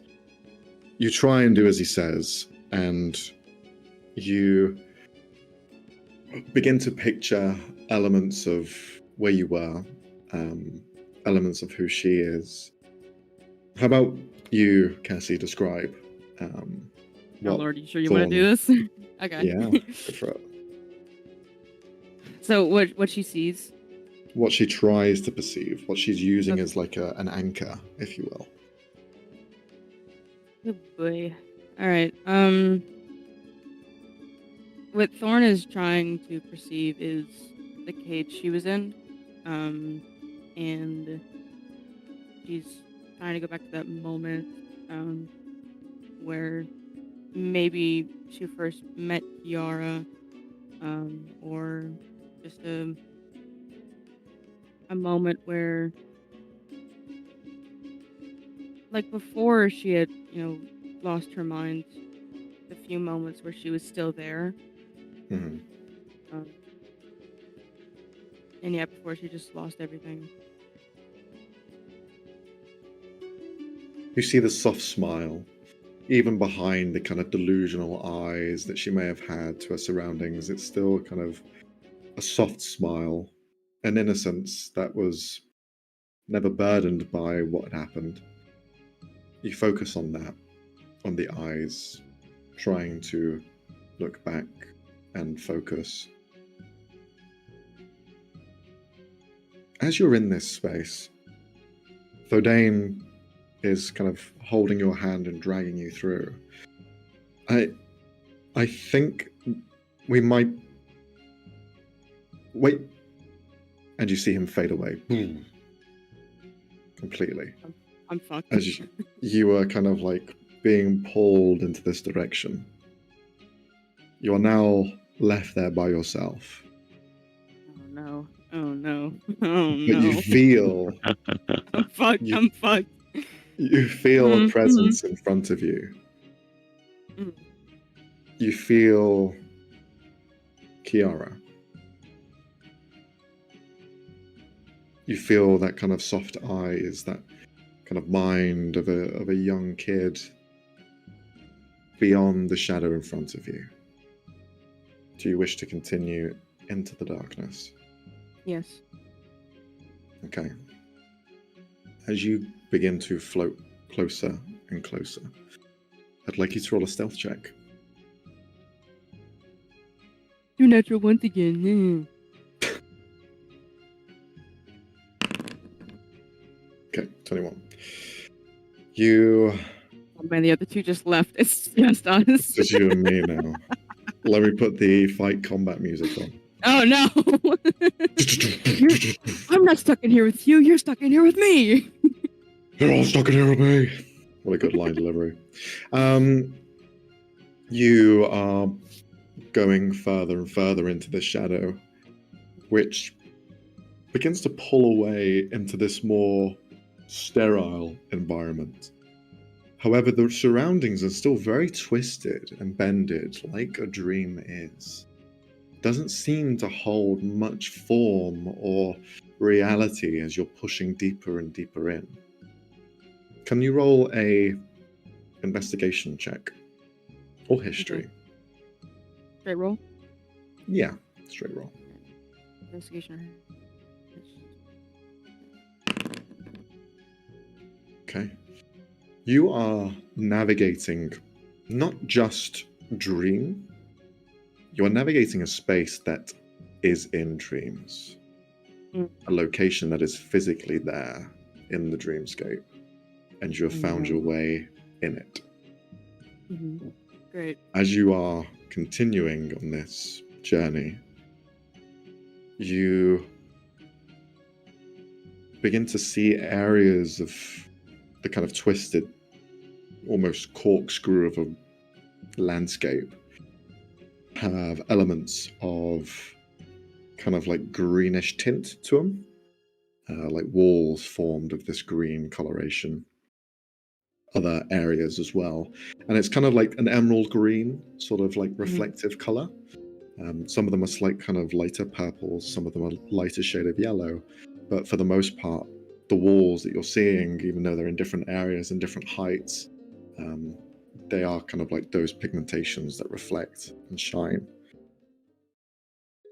Pushing and continuing, you see kind of opening in front of you where there are several holes in the ground, like cave entrances. You see one figure is there, looking ahead. They are lanky and disproportionate, kind of slightly cockeyed on one end, hunched in some area, and just kind of leaning down and reaching into this hole that they're looking in. The voice begins to ring through, and it sends a shiver down your spine. You will need all the nourishment I can provide. You have not been my greatest concept. However, you have certainly proved yourself in the trials. You hear the voice of Siren as he continues to talk. Perhaps I was wrong to house you together. Isolation has improved you. Your lack of unique biology compared to the others with a disinterest for me. But that concept I first dismissed has shown through great perseverance. You are much more than primal or divine heritage. You have exceeded those two concepts. What are you doing, Thorn? Oh, I'm backing the fuck up. She is in fight or flight mode, just frozen. And if she sees him try to turn to look at her, she's gone. But she'll stay right now to try and see what he's talking about and who he's talking to. Can you roll another perception check?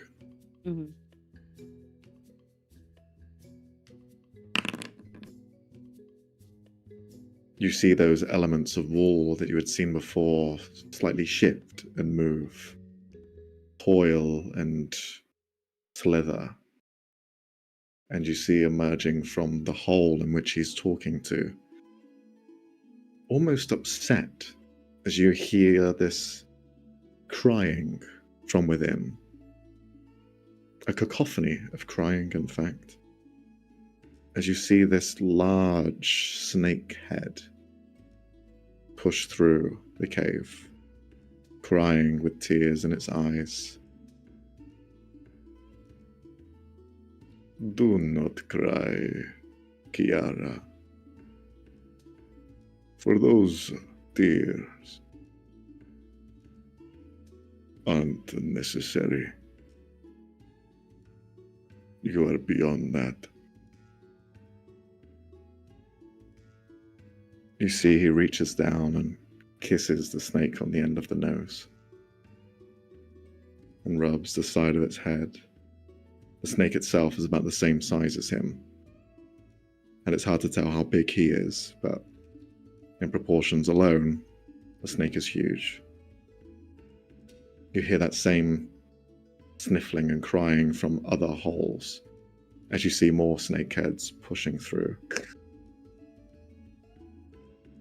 Every hole that is here, every wall, every concept that surrounds this building seems to be an element or actual facet of this snake representation. You don't see where they all combine to, but they all seem to be one thing, one creation.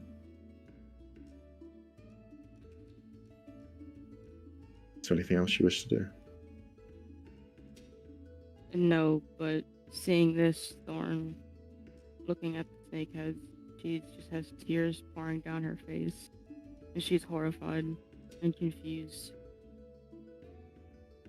and heartbroken. I don't like it when you roll, man. Stop it. Okay, well, those are more in your favor. Okay. Siren doesn't seem to catch wind of you being there, but something else does. And as you are kind of stuck in that fight or flight mode, pushing through one of the walls that pulls back, you see a snake head about 5 times as big as you just slither its way forward. Its tongue flickers outwards. The eyes, they aren't reptilian, they're human. Those same eyes you were dreaming of and thinking of and trying to follow. You see them here. Thorn is gonna, with tears streaming down her face, she'll just hold out her hand towards it, and she'll just whisper, Kiki? She'll slither up to you. Her tongue is fast, and it reaches out and pushes away some of the tears by your face as recognition to your sadness.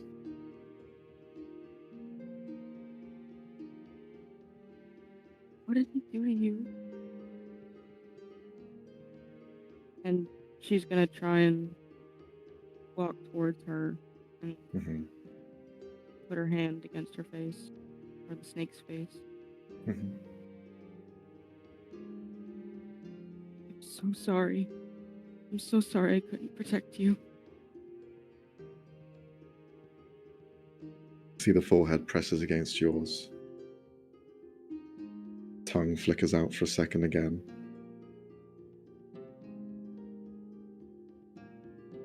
Words. And then you feel they kind of like push you to leave. I'm gonna help you. I'm gonna come back. I promise.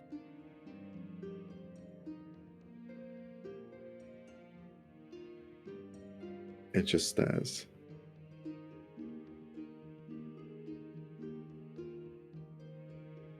Just goes to leave.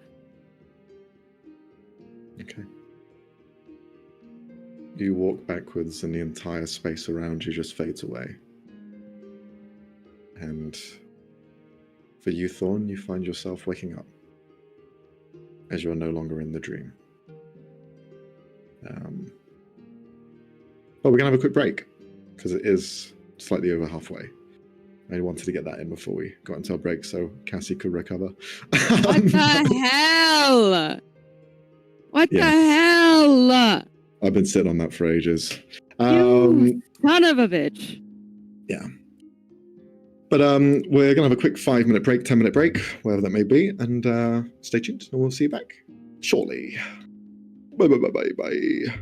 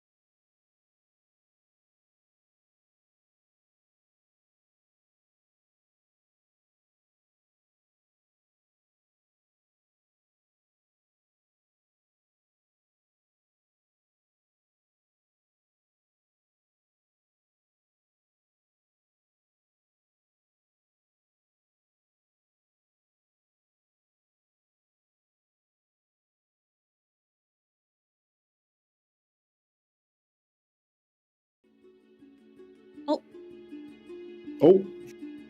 Oh. Uh-oh. Cat problems, everybody. We're having not tech she was problems, starting but to cat problems. eat a fucking... Not a dollar bill, but a bill. Okay, well... This cat will eat everything. Let's maybe not have your cat die on stream. Even though that's probably to Cassie's benefit? What the hell? What? You said it earlier. I said it about Frey. Yes. Cats are different. Wow. I don't want to see an animal die on stream. Humans. Anyways, trauma. Continue. Yeah. Well, we leave Love that. and we go on to Ven and Fennell. The two of you were wished away by Cherry and now on the search for Caspian. So I'd ask for the two of you to roll investigation or perception checks. You got it, boss. The two people who have lowest intelligence have been paired up together. Doesn't stop me. I'm on the mission. Me too, boss. Let's go. You guys. I rolled 2 nat ones. You guys are... Fuck you. The power couple. Wow. Jinx. Bullshit. Fuck you guys.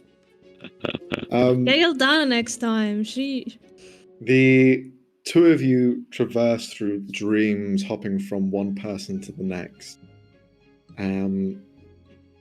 However, through your investigating and picturing Caspian as who he is, cannot find him anywhere through dreams.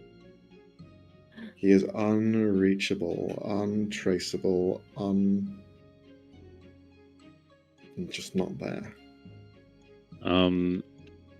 It's probably just... Can I... Cherry never met Caspian, did she? No. Did they? She did? Yeah, they did. I think. They didn't... I mean, we... Not on good terms, I believe. But I think that's when Cherry wasn't, like, our companion. Yeah. Mm-hmm. So they've met, but they're not friendly. Yeah. They've met on their own terms. Okay. Could we look for a dream or a person, not that it has magic, but that completely lacks it? Okay, that's one suggestion. Frey, what were you thinking? I was going to ask Cherry whether she had seen him somewhere before or dreaming recently, or because she kind of wanders her dreams more often.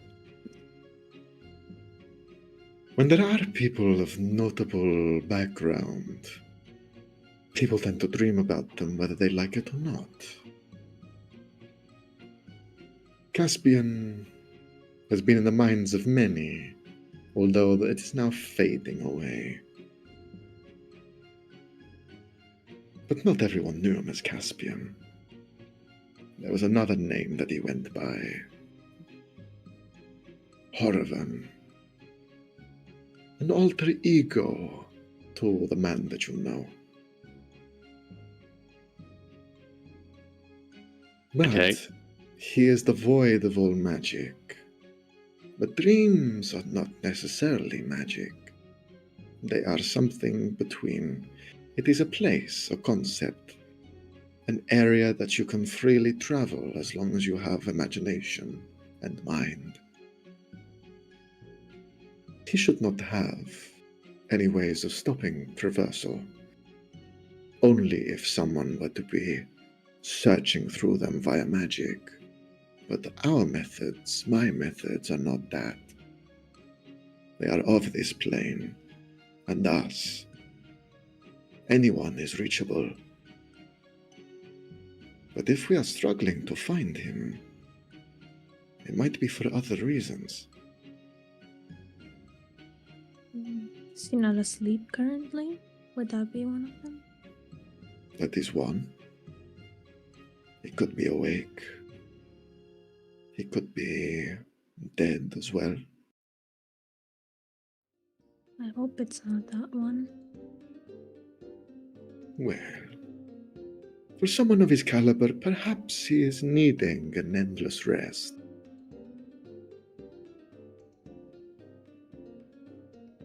You may see him as a friend, but he is not so.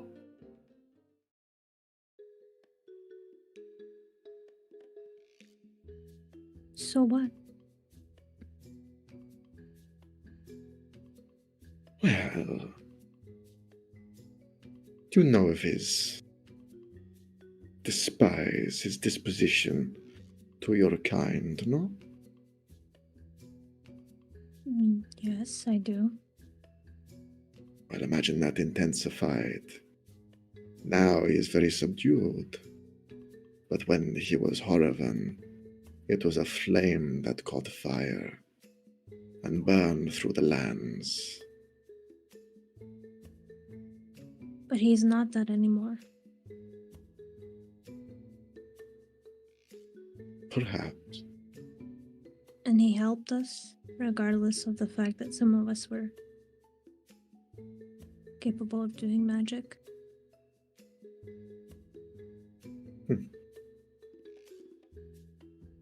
I don't think I'm in the place to judge his past, nor do I want to.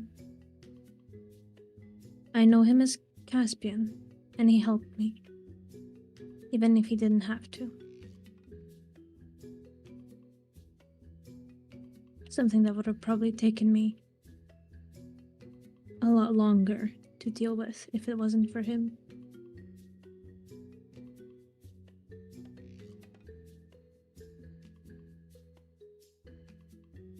Perhaps, then, as another solution, would be not to search for him, but for those that admire him. Not Horrivan, but Caspian. There are seas of devout followers for Horrivan, that dream of his return.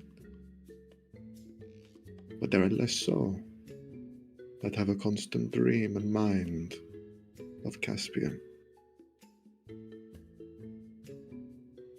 Perhaps we can look for someone who might think of them more often. I believe there was somebody at the reserve, wasn't there? He did have close ties to the reserve.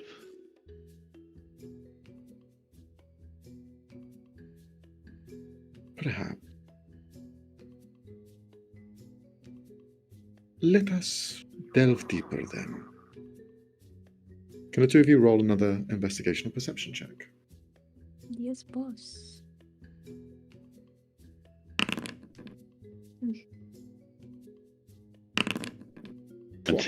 Thank you. Oh.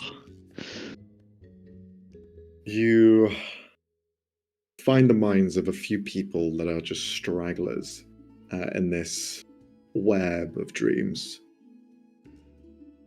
One thinks about him constantly, and you see that light is brighter than others.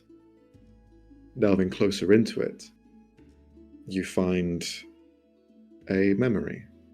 It seems someone dreaming currently of a time that seems to mix between current and old.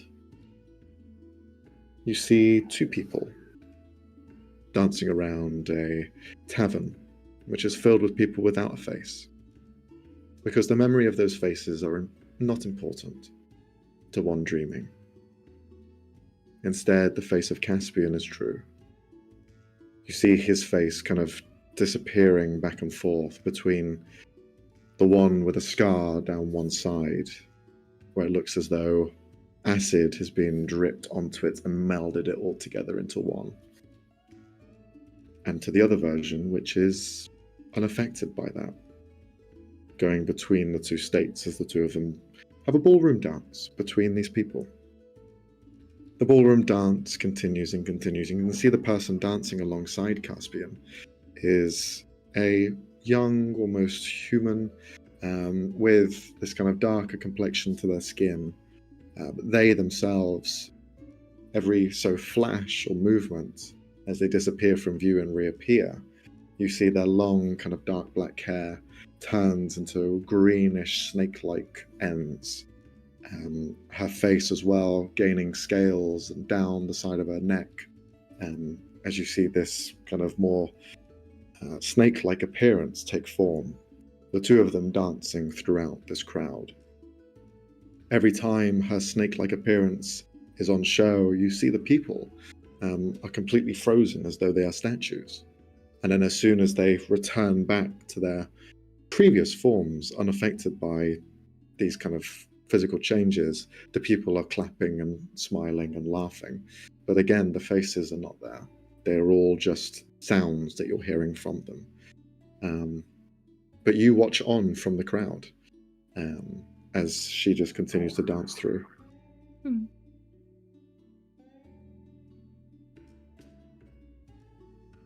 You aren't noticed, and you're just there among the rest of them. Do you think we can get to him through her? Let's see, why not? Have you seen her before? Can I roll a history check? I would assume not.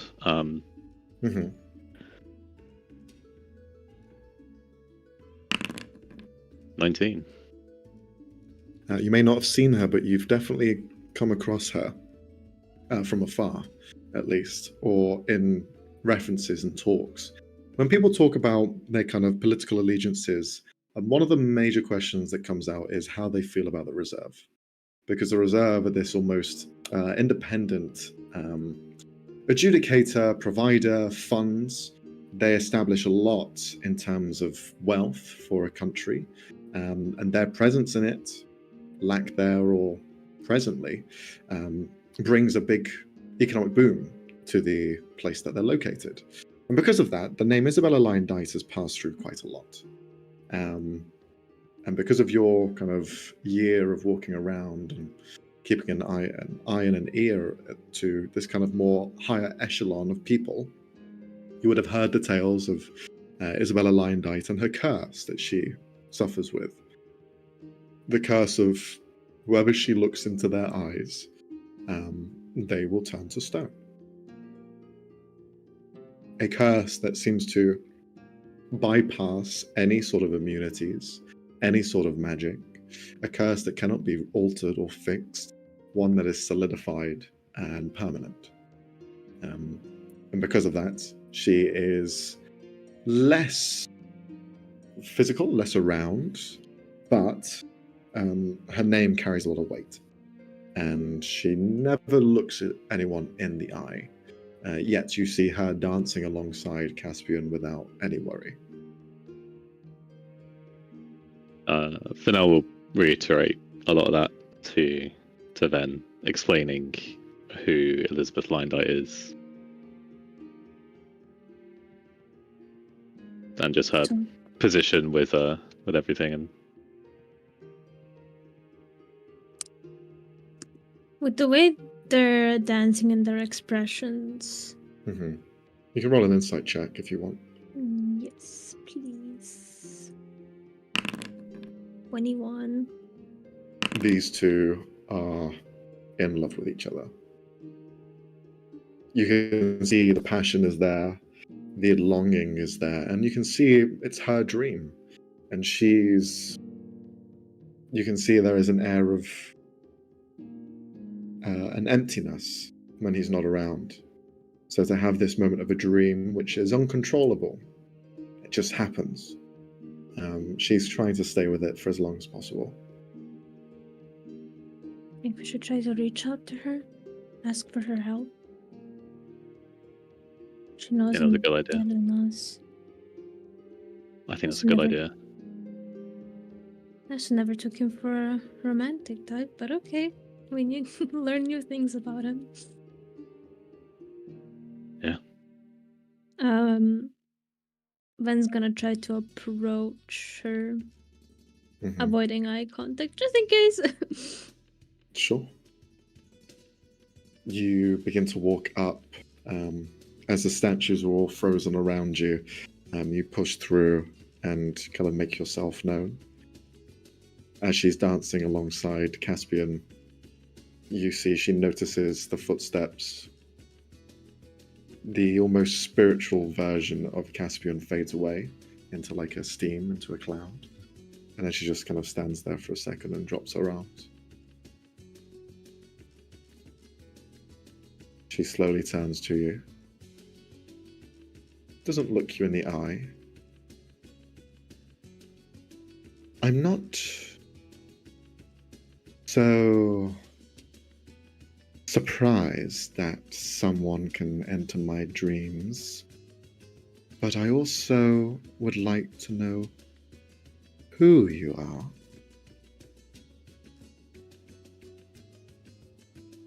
I'm someone who Caspian helped, and we're trying to look for him. I don't know if you know, but he has gone missing. We've tried looking through dreams, but we can't pinpoint him anywhere. If you know anything that could help.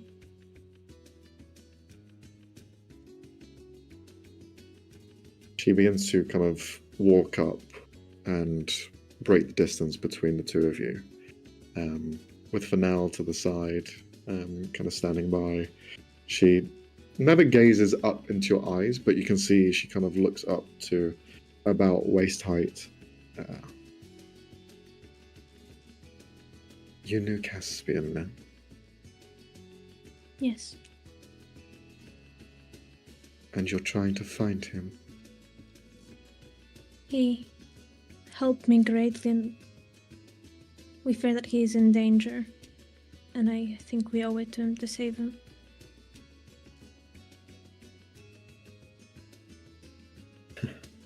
Caspian in danger. It's quite an oxymoron if you think about it. He's always the one to chase danger.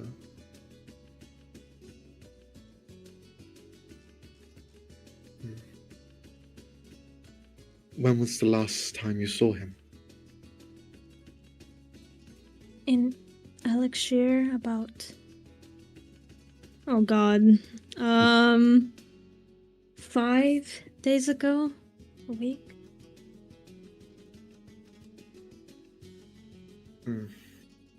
Okay.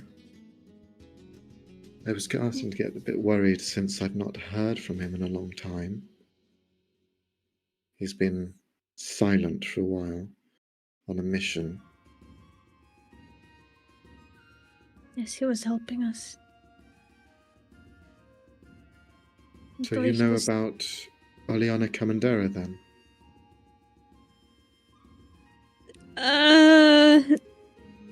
Not exactly. Yes, No. we do. Yeah, we do. He's told us about it's the Has woman he? that. Yeah, it's the woman that Has it tortured told him. everyone? I'm pretty sure. I mean, he's definitely I hinted at it. don't think he has told us this. Note time. Look at your notes. Look at your notes. I think we know this out of character. I don't think we Maybe. know this in character. We know it from the Yeah. one shot. Thorn might actually be the only one who knows, I think. But yeah. We have it in our notes, but we don't have it. Yeah, okay. It was mentioned that he was an obstacle in what they were doing in Elixir, and that he needed to be removed, or at least held back. Now I just need to remember what they're called. Crimson something. I don't have my notebook This is Smiling with me. Crimson. Smiling Crimson.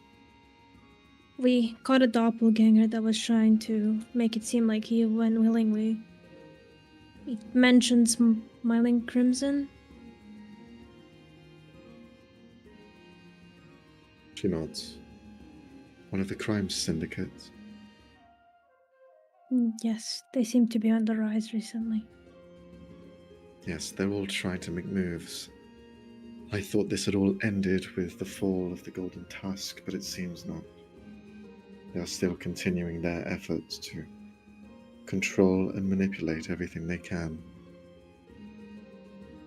I know that Caspian was going in different directions to try and find any avenue of Oleana Comandera's whereabouts, but from there I don't know much else. He had mentioned Smiling Crimson. He had mentioned Elixir being the first stepping stone, but it was only him and Siltend. It was this mission with the two of them. He met us along the way on the ship, I believe.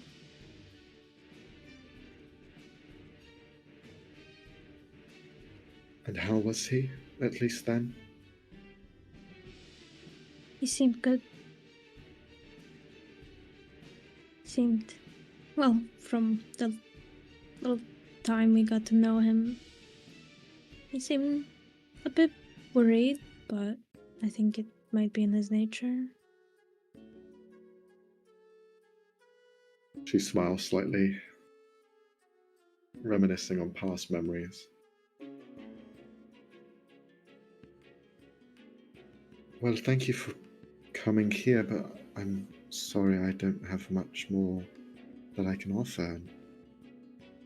At least we alerted you. We told the reserve too. I'm surprised they didn't tell you. They have. I was just slightly more hopeful that the news was perhaps better. Sometimes Caspian goes off on his own and tries to better the world. But even though he may possess great abilities, he is only a man. He is like the rest of us still. Yes. Where are you at the moment? Currently, physically in Zephtal.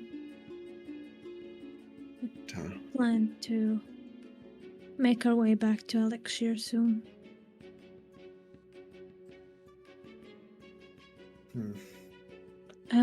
This Oriana that you mentioned, what does she do? Is she a part of... From what they've told me, both Siltend and Caspian,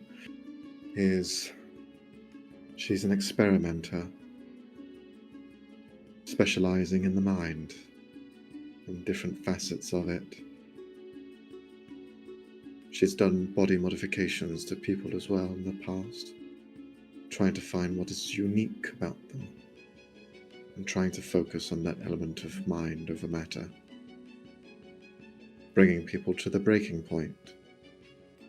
And when people find that breaking point, well, they just repeat the process over and over again. So I'm worried if Caspian is truly in that much of a problem. Do you have any ideas where he could be? I know you've come to me for answers, but perhaps there's something that... There could be a place, I think. I don't know if it's true, but there are people in Elixir who are messing around with magic dreams in general, and someone who is also very knowledgeable in minds, let's say. He could be held captive somewhere in the dream place there, but I feel like we could have still found him. That or somewhere in the physical part of where they're building that portal.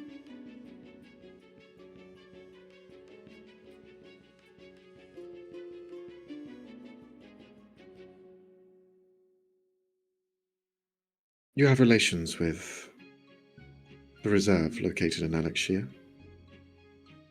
Yes.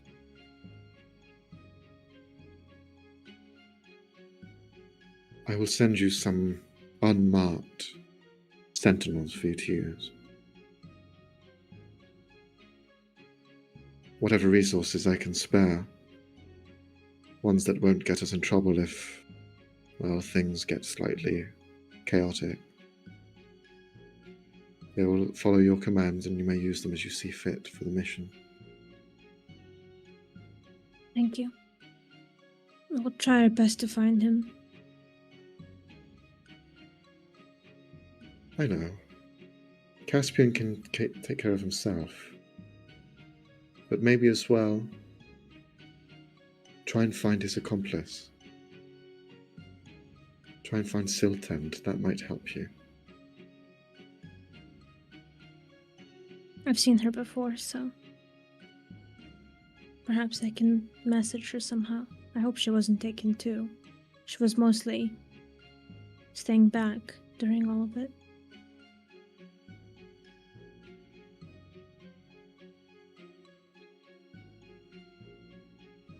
We'll look for both. Thank you. And what was your names?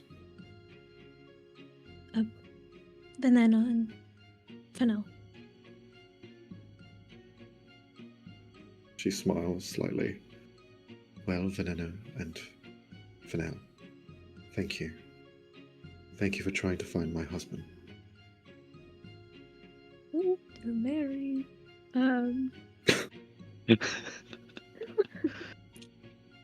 Hey man, I didn't know.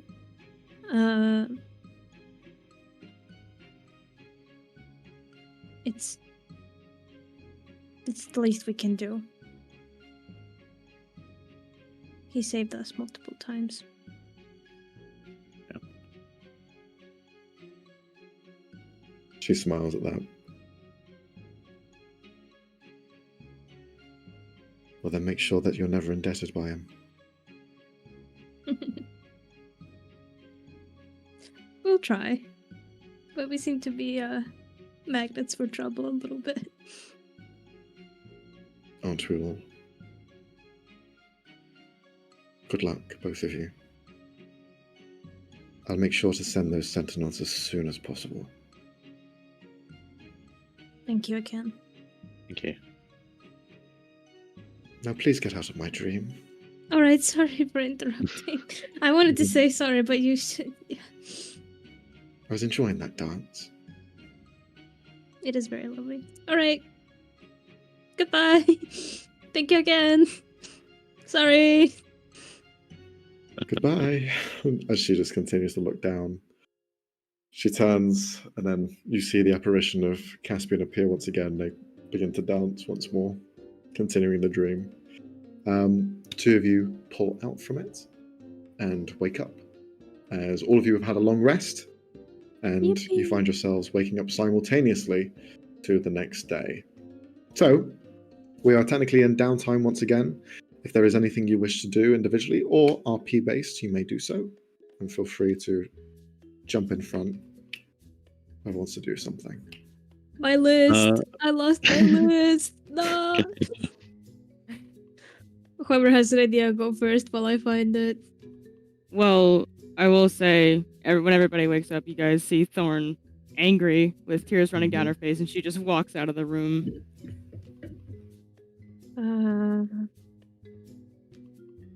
Look to Sedaine.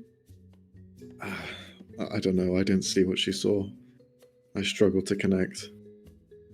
She was alone in there, wherever she was. I'll go speak with her. Yeah, she wasn't with us.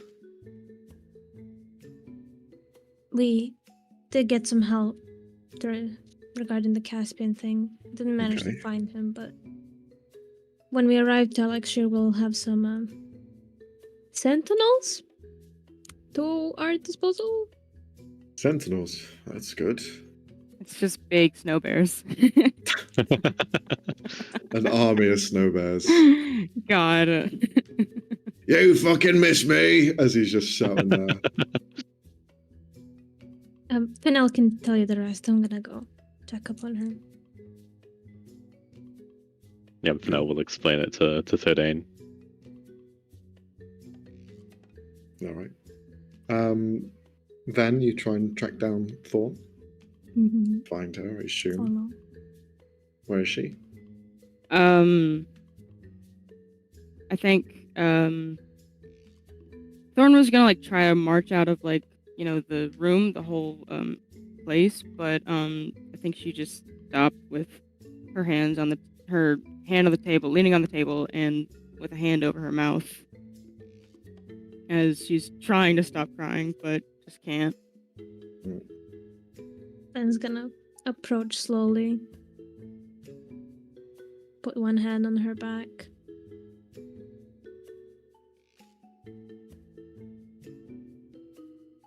Are you alright? It's too late. Is she gone?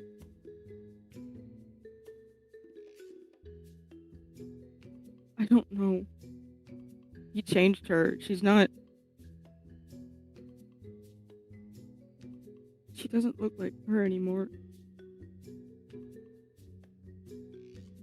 But she's alive, isn't she? How can you call that living?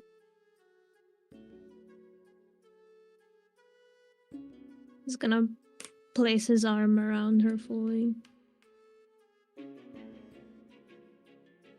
She's still alive, Thorn. That has to mean something. She's still your friend, deep down inside. And I know it's not how you remember her, and it's cruel what he did to her. But that doesn't mean she's not worth saving. That doesn't mean we can't help her. To at least feel safe. Of course she's worth saving.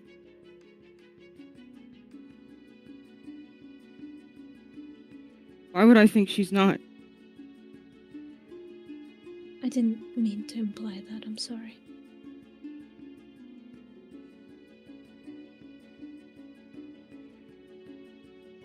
Trapped there. She's in the dreamscape. And Siren was there. With her.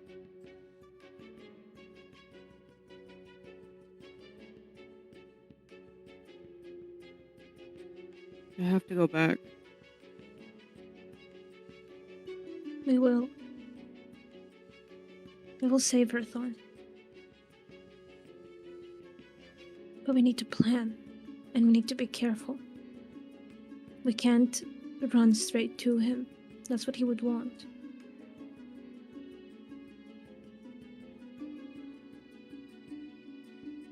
I need to talk to Benjamin. I need to tell him what happened. Okay. I don't think I've seen a sending shack here, but perhaps Ludane can message him? No. I'll figure it out myself. I'm You sorry. don't have to do this by yourself, Thorn.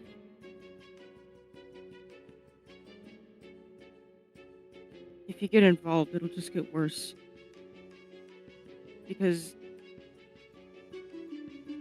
you don't know what he's capable of.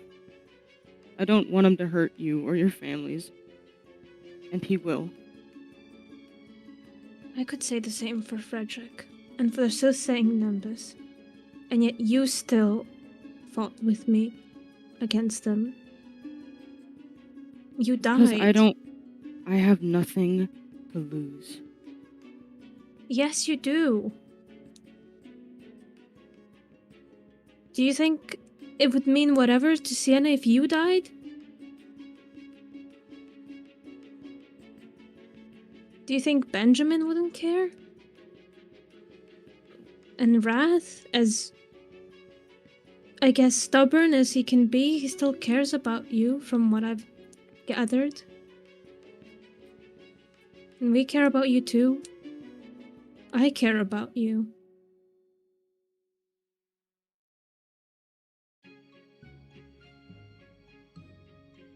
You're still so young, Thorn. You have a whole life ahead of you. Don't throw it all away because you think you have to do it alone.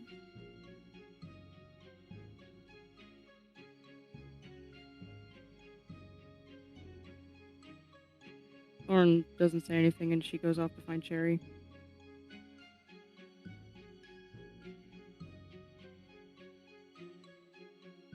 So he's there. Yeah. Listen, I need you to take me back there. I need you to take me back into the dreamscape. I want to go talk to Benjamin. Can you do it?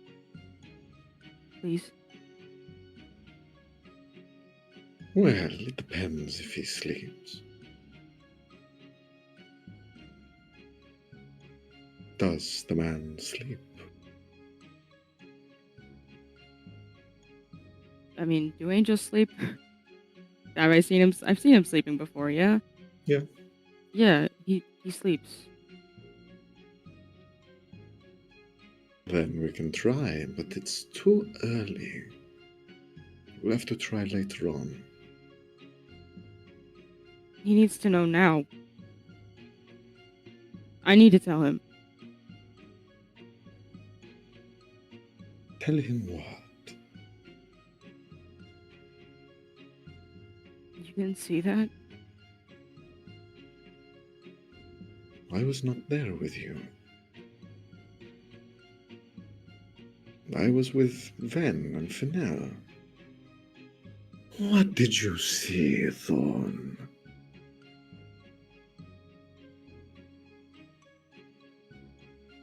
My friend got turned into a monster.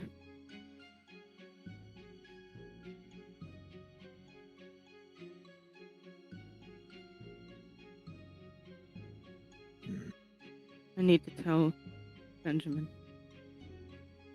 I need to tell him what Siren's done.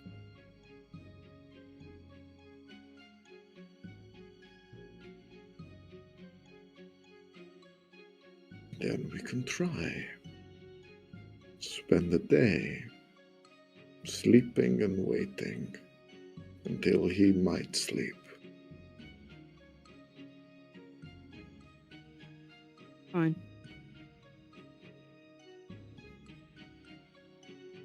Then let us return. They lead you back to the room to sleep once again. What are the rest of you up to? Ben's gonna go over to Sedane. Kind of lean in a bit closer just in case Thorn's within earshot. Can you keep an eye on her? I'm starting to realize that I perhaps can't really get through to her. And she seems to listen to you, so... So he kind of looks shocked at that. Yeah, I can try. Again, I can't guarantee that she's going to listen to me, but she thinks she has to do it alone. I think she blames herself for some things. Yeah, of Let's course just she make does. sure. I know, but she's barely an adult. Just make sure she doesn't get hurt. I never want any of you to get hurt. Especially her. She's been through too much already. But, like you said, she should know by now that she doesn't have to do this alone. I never know. I haven't been able to say the right thing. It's okay, then. You go and head out, and I'll stay in. I think I need to have some lozenge or something, because I've got a massive headache from last night. Where were you, by the way? If you didn't see what Thorn was seeing and you weren't with us. I was just fucking cascading into different dreams. It was not fun. Yeah. You take a rest day then. Yeah, will do.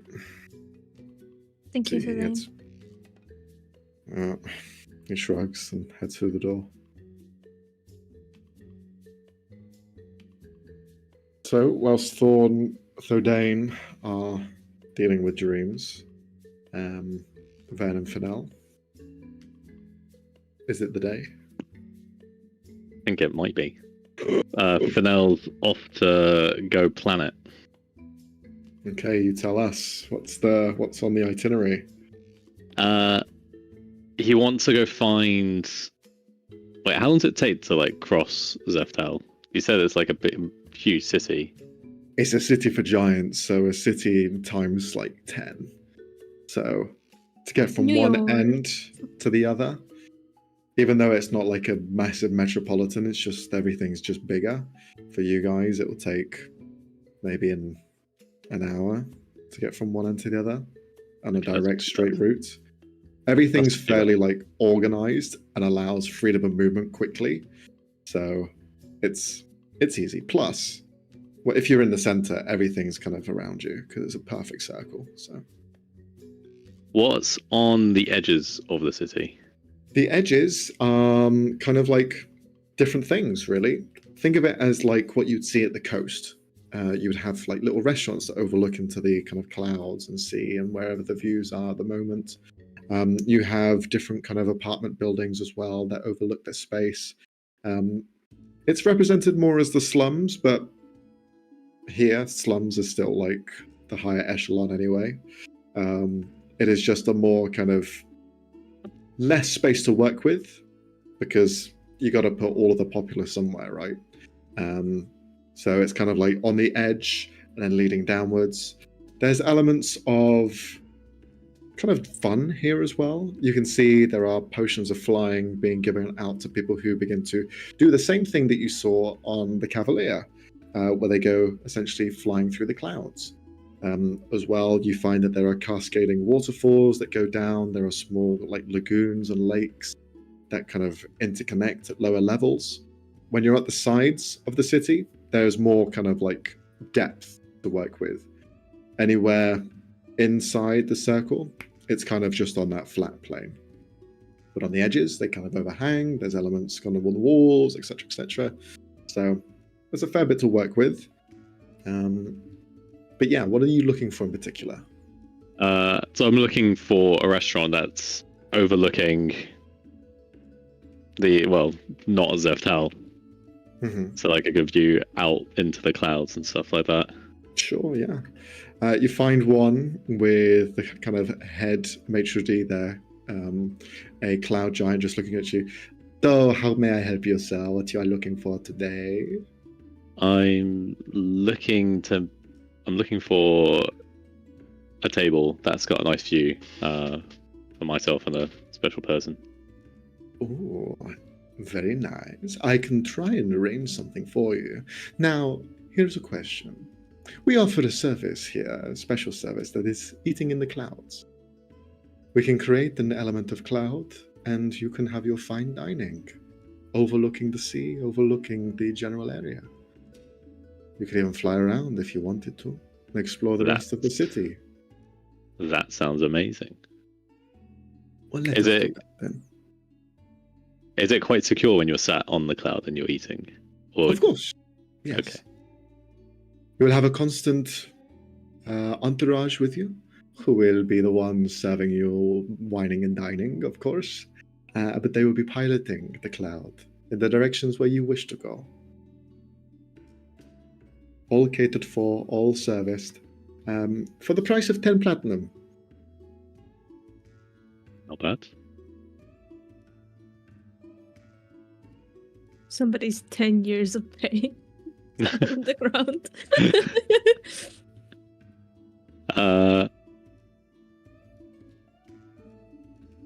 Remind me, did Ventel Fennell how he killed one of the copies?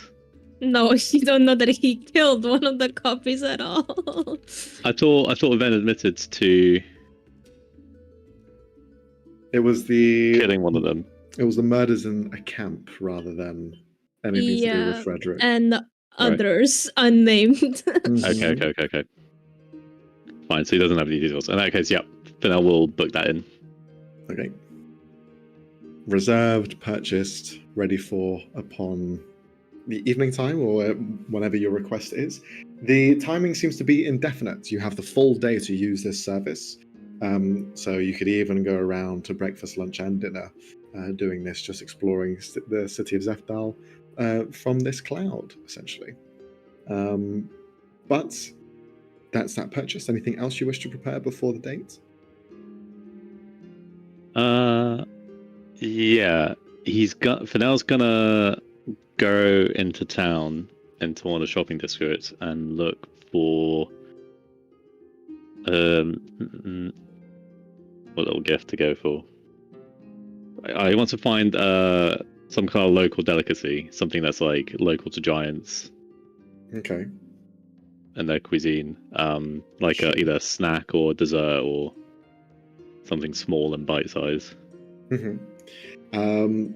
You look around, and the city itself offers a variety of different things.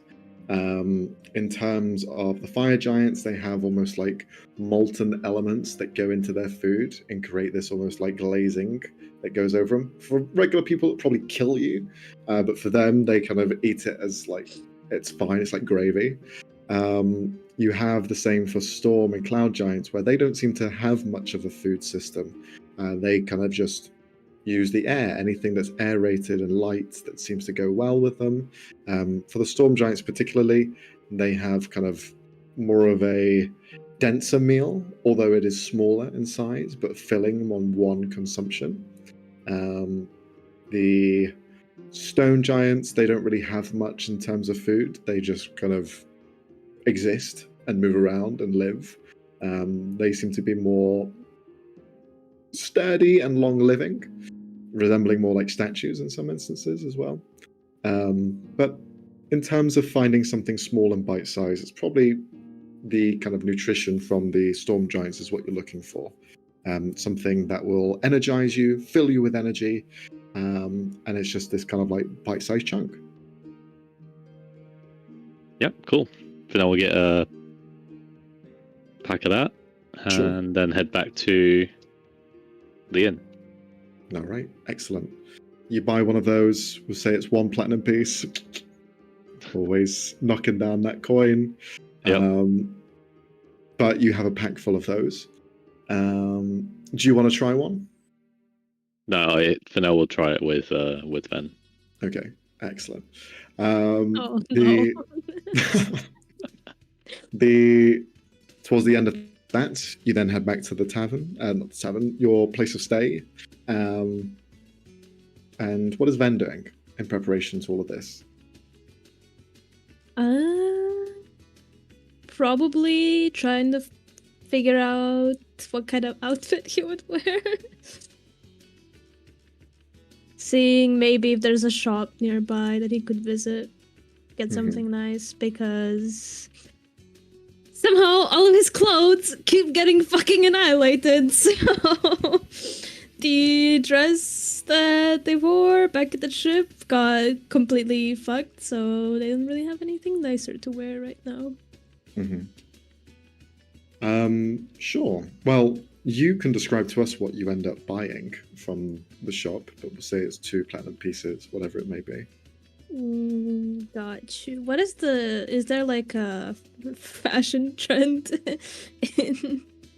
Well, because most of the populace here is Cloud and Storm Giant, the Cloud Giants wear very kind of loose, kind of white linens. They don't really have much in the terms of clothing. They're fairly on show with their skin, but a lot of it is hiding kind of like the private part areas and kind of leaving some of it to mystery, to guess. But they are very loose with their clothing. Bands of metal that hold most of it together so it doesn't just fall off completely. The Storm Giants, they seem to be a bit more kind of traditional, long robes, a bit more sophisticated in their look, more regal for the most part, even though not all of them are kingly, because their tradition has been kings and queens for most of the Storm Giant kin. They kind of just have gained that sort of look, the more regal, kind of upstanding, straight kind of fashion sense, long cloaks and robes, that sort of thing. I think he'll go more with like the loose white silk. True. But he's trying to have like the metal bands cover up the scars, like he usually does with his clothing. Sure thing.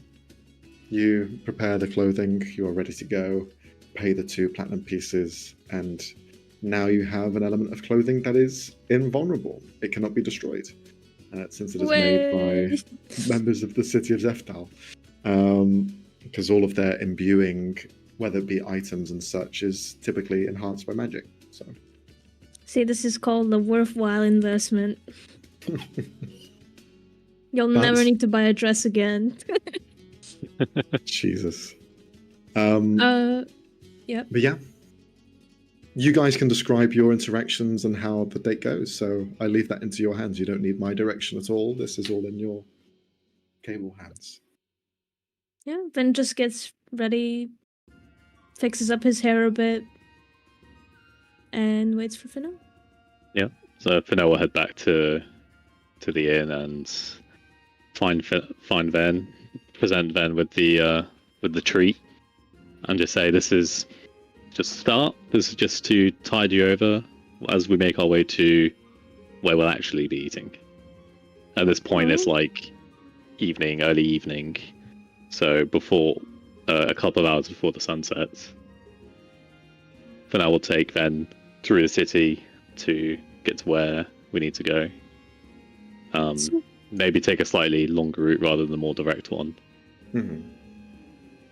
Just to enjoy some of the sights a little bit until eventually get to the restaurant, go for the booking, and get ready to head up into the sky. Okay. Robbie?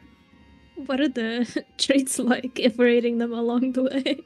Yep. The treats, as soon as you bite into it, there's a reason why the Storm Giants like them so much.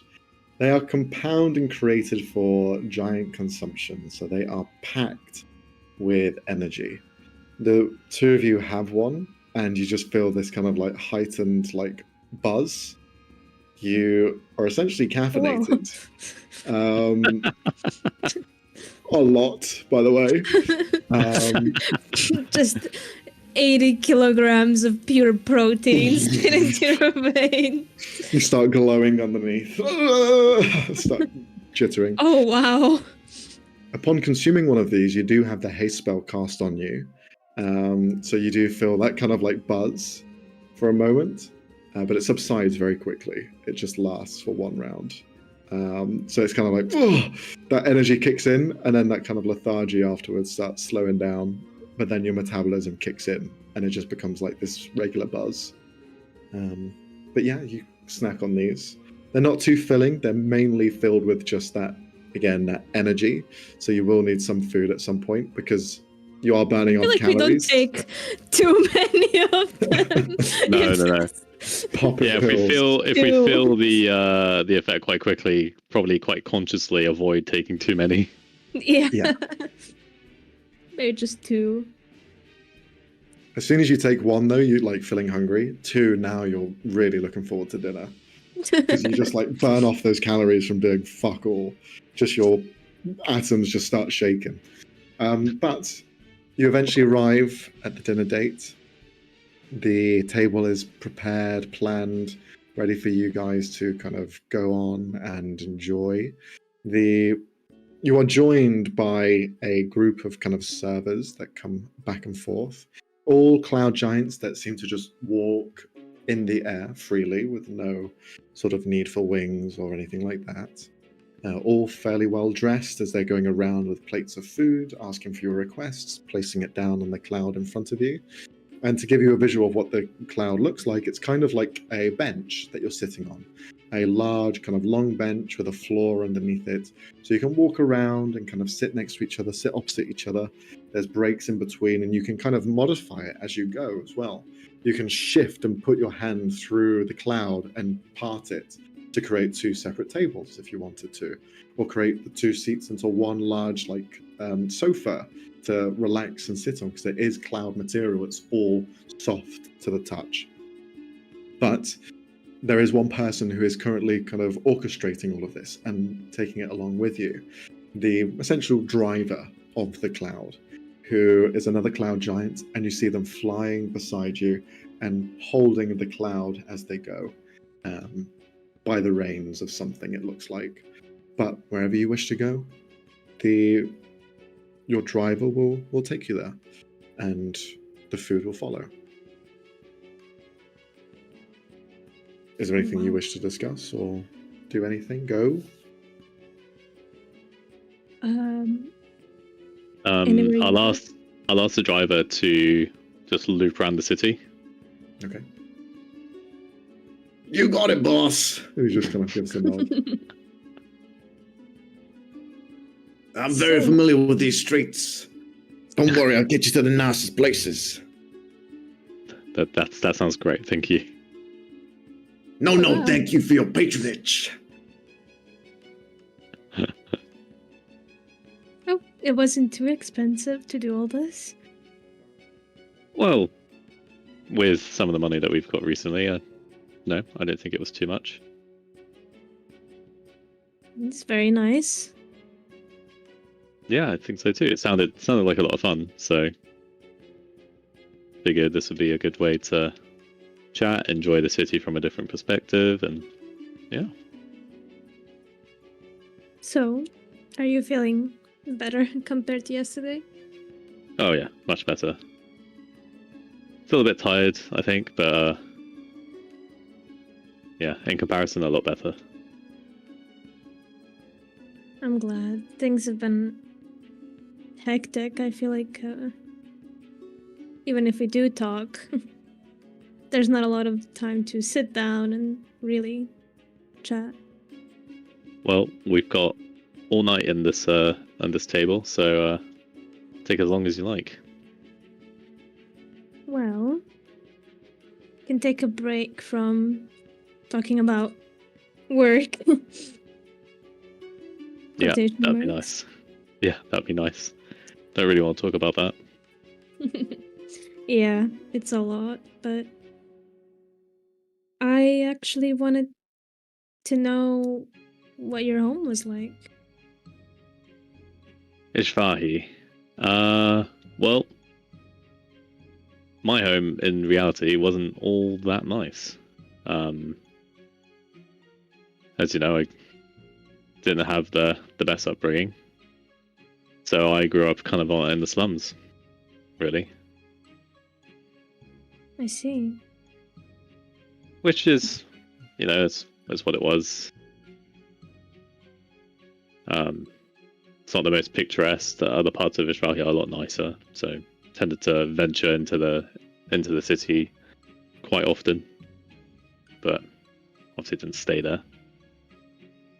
But it's there's lots of shale. The buildings try and blend in quite well with the corals and the local area. Fish obviously are swimming everywhere. And then obviously this is quite some time ago. I assume things changed a lot. Yep.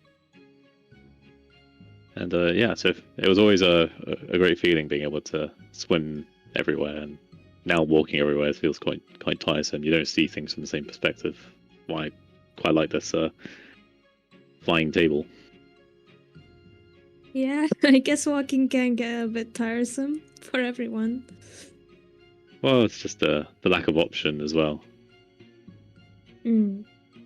I guess things are a bit more accessible when you can not fly, but similarly swim everywhere. Yeah, exactly.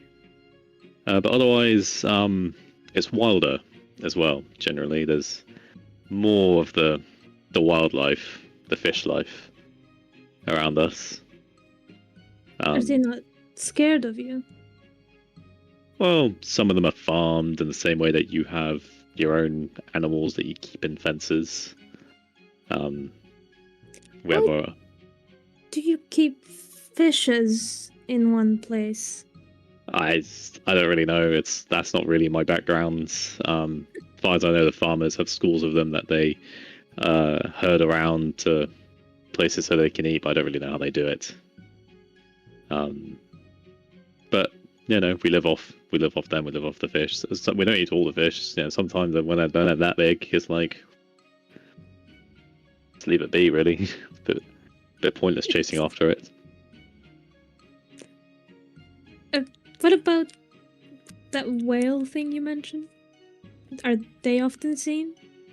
Whales, not so much in the city. They're a bit big. But whales, Big? they're just a bit. But they're just large creatures, large mammals. So you see them out in the more open ocean quite a lot. They migrate to long distances. So you can hear. So the slums are on the edge of the city, so you can sometimes hear their calls. So, was hearing it nostalgic then? Back in the dream? Yeah, no, they're nice. They're long, deep tones. That's how they communicate between each other. Oh, I didn't know. I just thought they kind of send that as a warning, like, hey, passing by. Well, possibly. Don't speak whale, but yeah. I'm sure Makes they use their sense. voice for multiple different kind of messages. Who knows what they could be saying? Yep, exactly. Could be really weird. Could be talking about the state of bubbles or the salt content. Don't know what a whale would find interesting, but perhaps.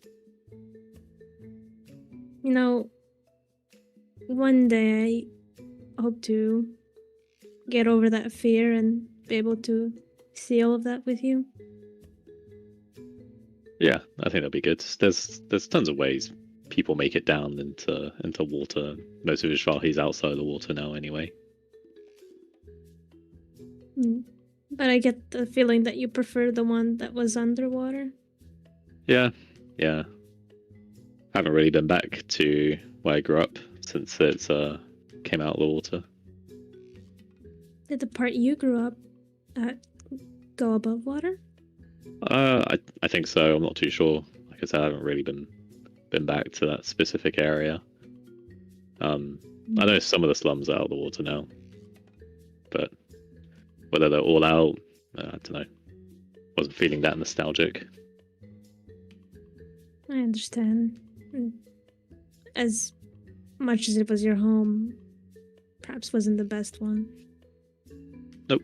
Always aspired to leave that place and go somewhere less shit.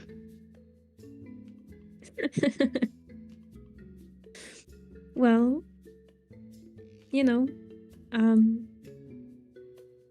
when all of this is dealt with, I guess.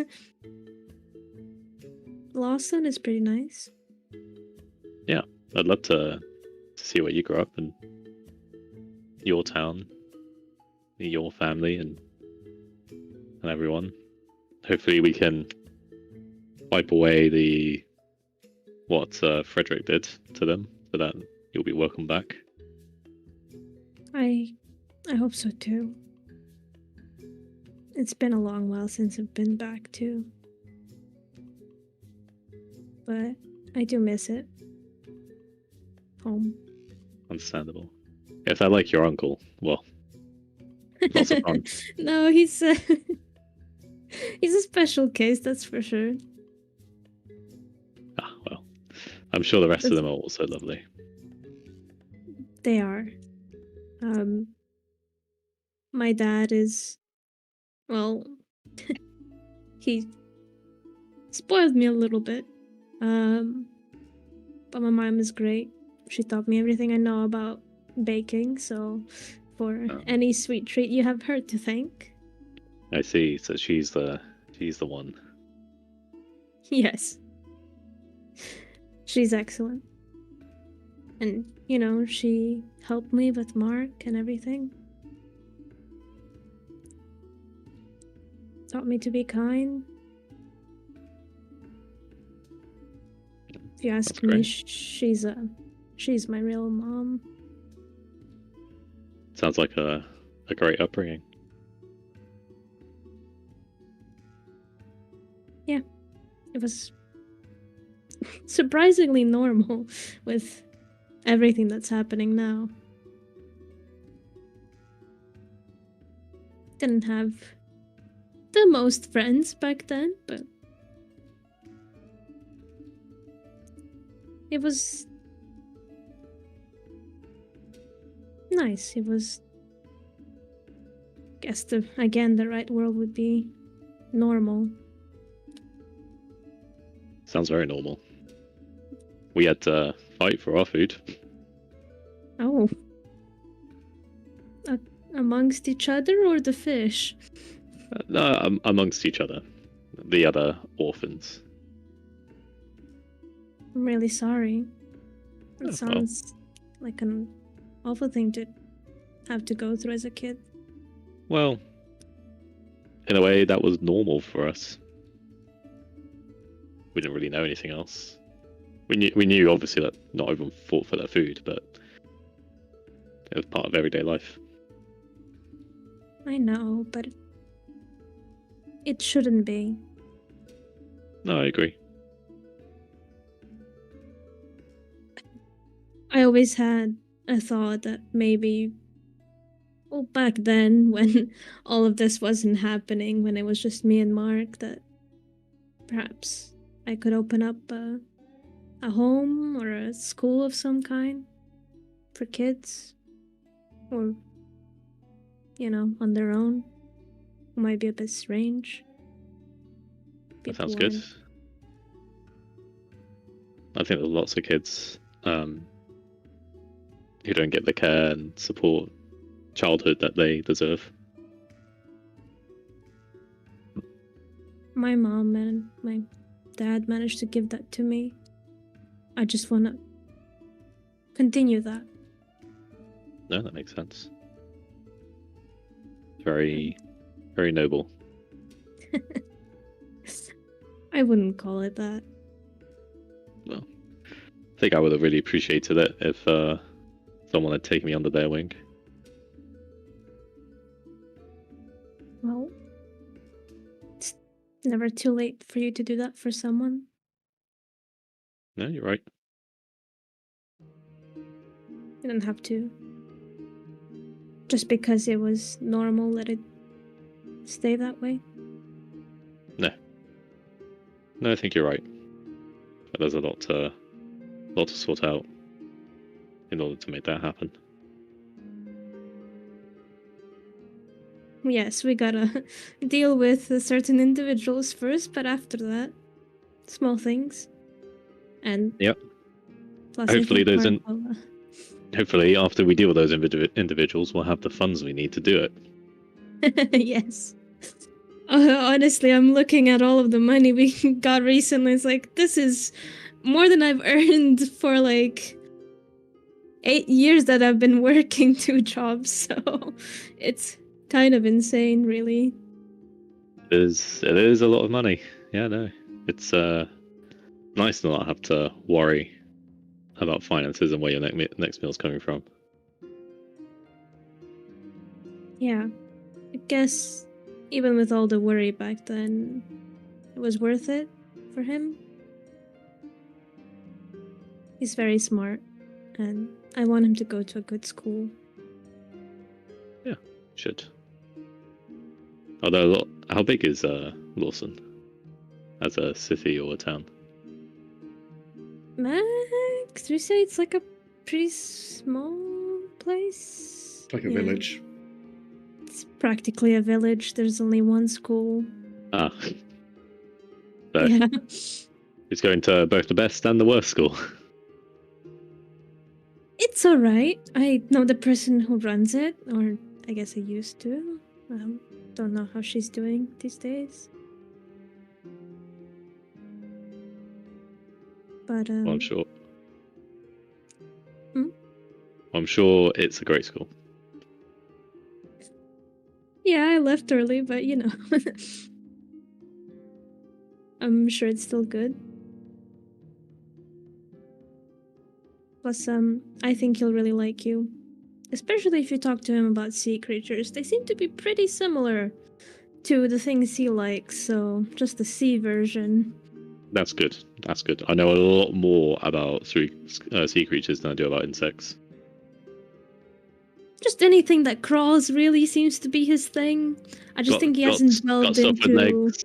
Got stuff with more than 2, more than 4. Some have lots of legs. Some don't have any legs. And yet they still somehow seem to crawl or slither in some kind of way. It's probably his thing, just hasn't explored that area yet. Cool. That's great. I'll bring lots of... oh, that's right. I can do magic now. I can show him lots of illusions of sea creatures. Yeah, how did that happen? I don't know. I woke up one day and magic. I mean, I could always... I was able to cast one spell before, so I kind of knew the ability was there, but it never developed past that. I could try to teach you some. If you would like to learn more. Yeah, I think so. Yeah, magic just seems so useful, so practical. Yeah, sometimes. I mean, I didn't really start learning it until I was 19, so... Oh, right. Most of the time... Figured people in magic just developed at a young age. It was there, it was just... You know, would happen at random spur of moments. And there wasn't really anybody to teach me anything about it, so... Just tend to stay away from it for a while. Makes sense. Lots of accidents. So I decided probably best not. I see. Any funny accidents? Well, there once was kind of a rude customer, and they were getting a little bit on my nerves, but I was trying not to show it. However, I think my magic had something else to say, and their wig might have set on fire. You set fire to a customer's wig. Well, on accident. I didn't mean to do it. Oh dear. Did he realize that it was you, or? No, I don't think so. It was kind of seemed like a spontaneous thing. Oh, lucky you. Did seem to braise his ego a bit, but what you get for being rude, I guess. I'm sure he's over that by now. Well, we didn't see him again after that, so... Seemed to be a passerby. Most of our regulars are quite nice.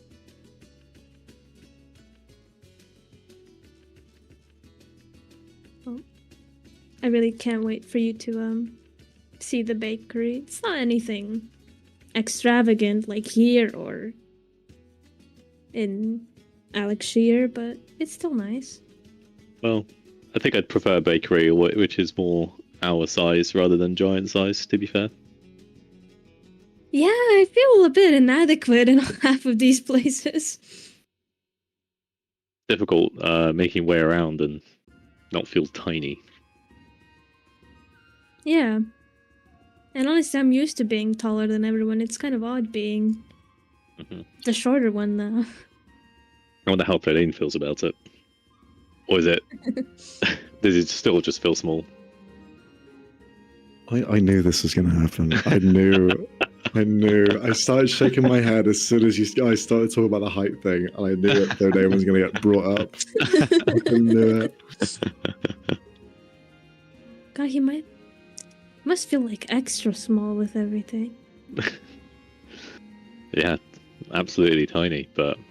Or, I don't know, maybe it's just the same because he just feels small already. I don't know, my dad never seemed to mind the whole short thing. Never really brought it up. Dude, that's quite short. Oh, he's a dwarf. Oh, yes.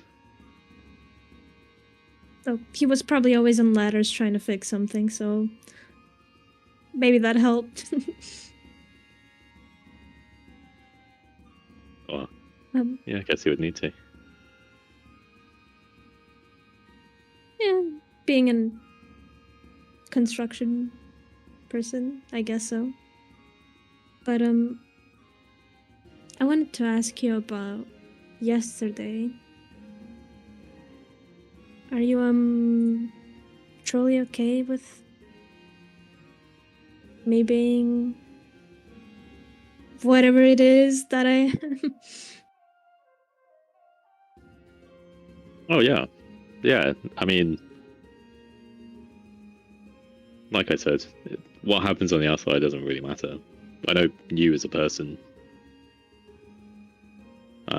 For me, coming out from the water and meeting all the I'm meeting all these races for the first time. There's lots of strange people and beings to me, obviously, in terms of what they look like and how they behave and things like that. So you're not a tiefling. It's another, and you're something else. It's another curiosity. Doesn't change who you are.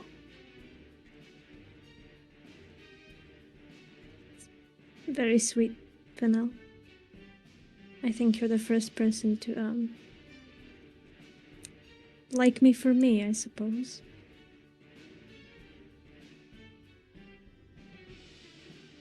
Well, it's a shame that people are so vain or judge too quickly on appearances. Yeah, maybe I just got really unlucky. Or maybe you're very lucky.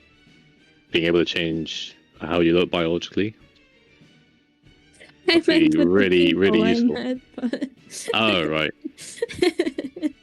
I guess in that sense, sure. Maybe I am lucky. Have you tried exploring it any further? I'm starting with small changes. I don't want to try anything too drastic, I think. That would be a little bit too much right now.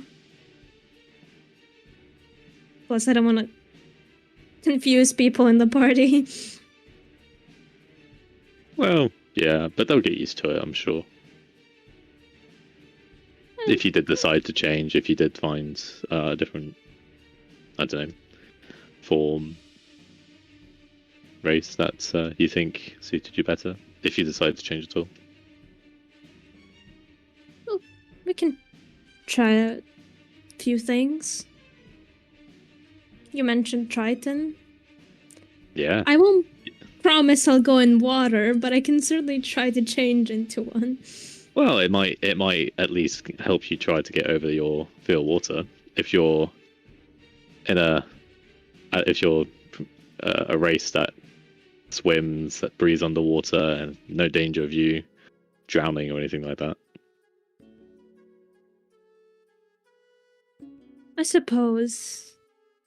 I think it's less of a fear of water and more just remembering all of it once I'm inside of it. What happened to you to develop this fear of water?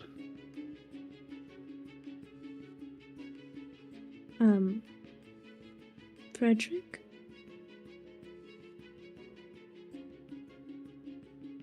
Oh yeah, that's right, the drowning. Sorry. Goldfish memory. Goldfish memory.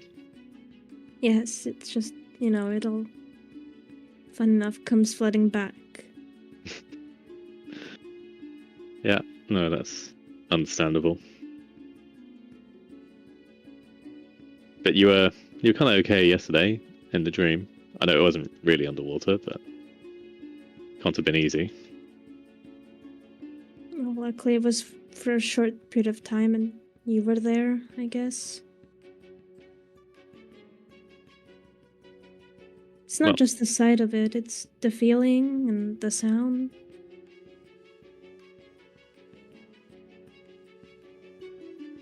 It's different, I guess.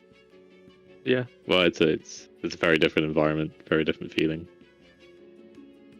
I like it, but of course I would. Yeah, I would be worried if you didn't. Maybe I'll kind of like it one day too.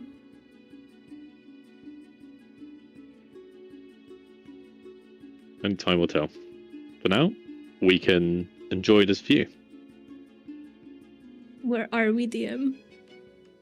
You have currently been going on the exterior of the City of Zephtal, along basically clockwise around the city.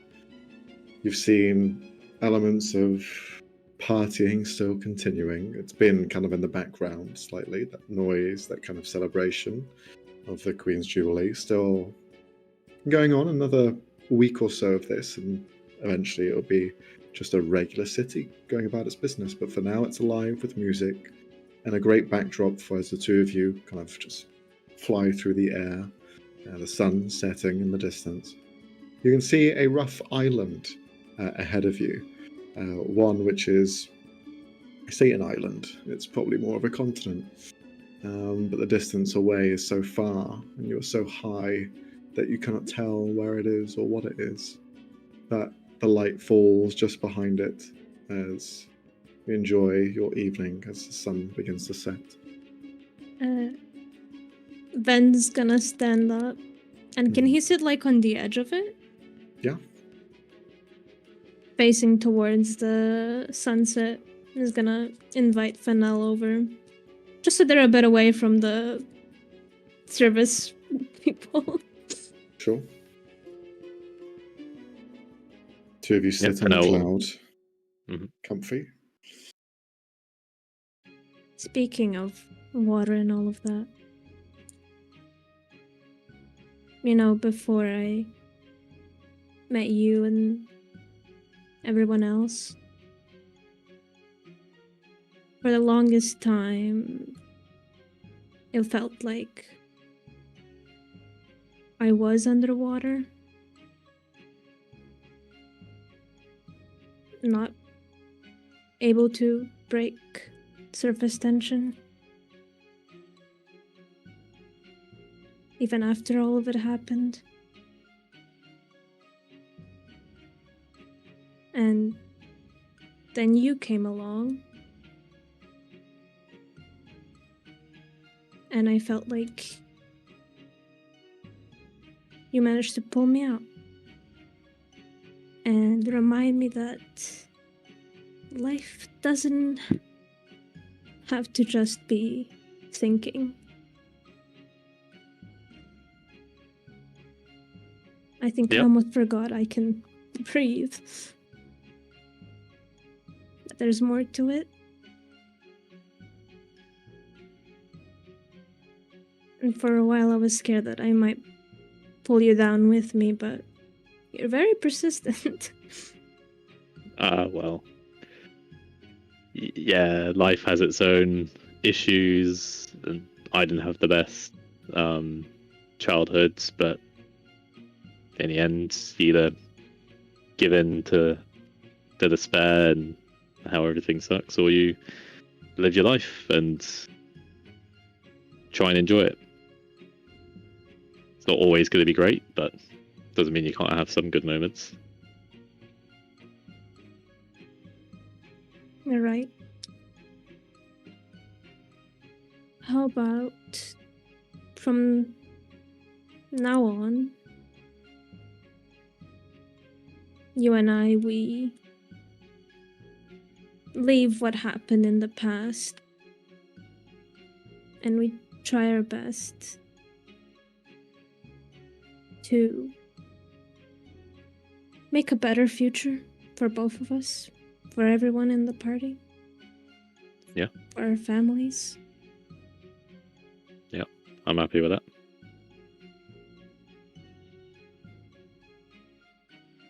I hope one day we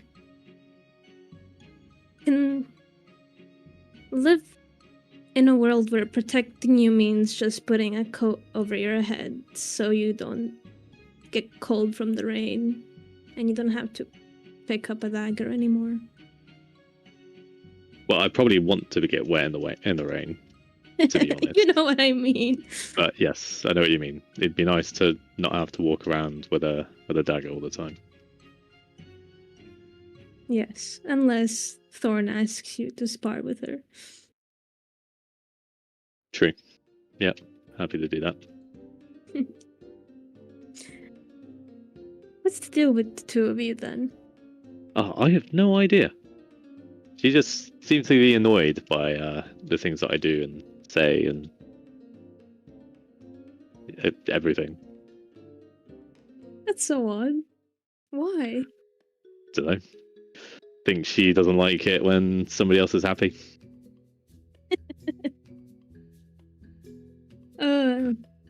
Some people don't want to be happy, or they don't know how to, and that's not really my responsibility. Well, we can always lead by example, I suppose. Yeah, I mean, things might change. She might not want to stay miserable forever. I'm sure she won't. I hope not. It would be nice to see her happy. Yeah, I think so too. Wonder what she's like when she's happy.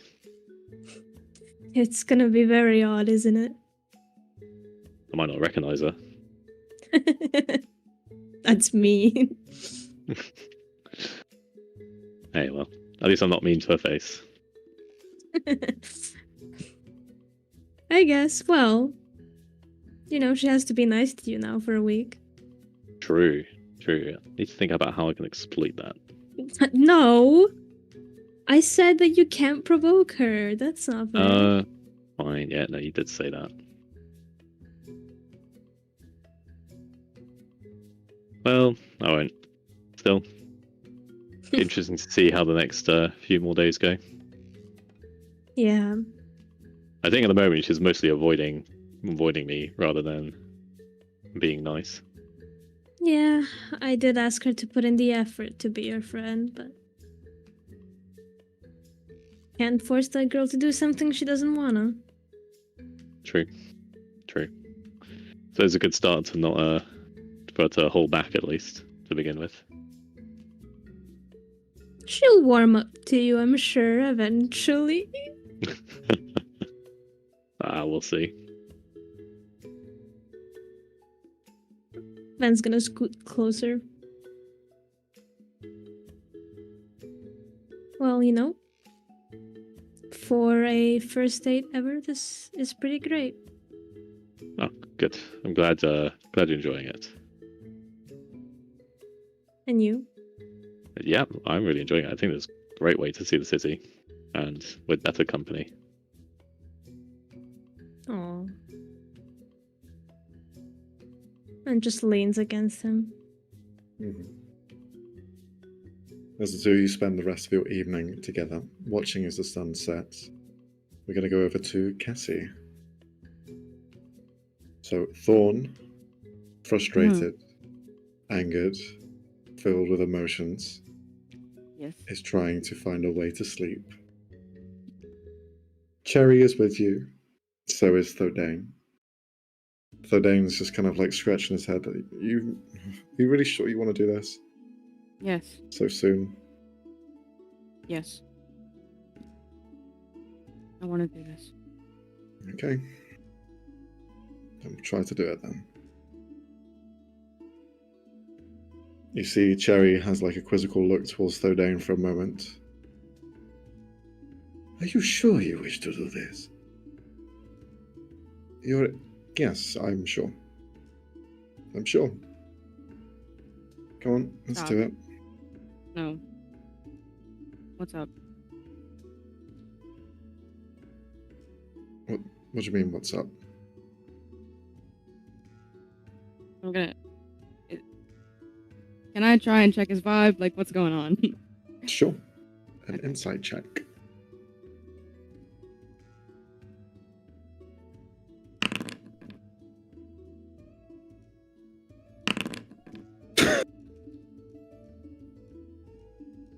Fuck you, Mix. You see he just kind of shakes off your inquiry and just, come on, we don't have all day. Just try and think of where you need to go. Try and fall asleep. Do you need me to use the gong? Thorn's gonna try and, like, look to Cherry to see if she should press on this or not. Cherry's looking at Thodane. but then just acknowledges, and you see her eyes like shine orange in your direction. If you need me to help you fall asleep, I am more than happy to. You're not just gonna hit me and knock me out, are you? What would be wrong with that? Fair enough. Give it a go.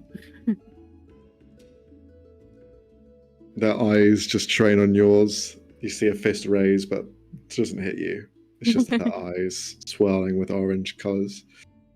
See Thordain, his eyes closed, focused with you, as he's trained to help you find Benjamin.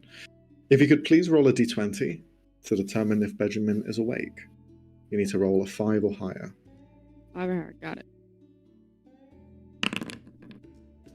Okay. Now, if you could roll a d20 to determine what type of dream he's having. 10 or lower is a nightmare. 11 or higher is a good dream. Okay. It is easy to find someone you have a fond connection with and know where they are. They are still in Alexia. They're dreaming inside of a building that is housed and controlled by a very rich individual, kept with free lodging and food, living a life of, well, contempt. His dream shows that as well.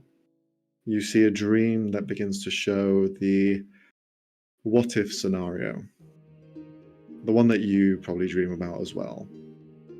There is a wagon, there is a town, there is a well.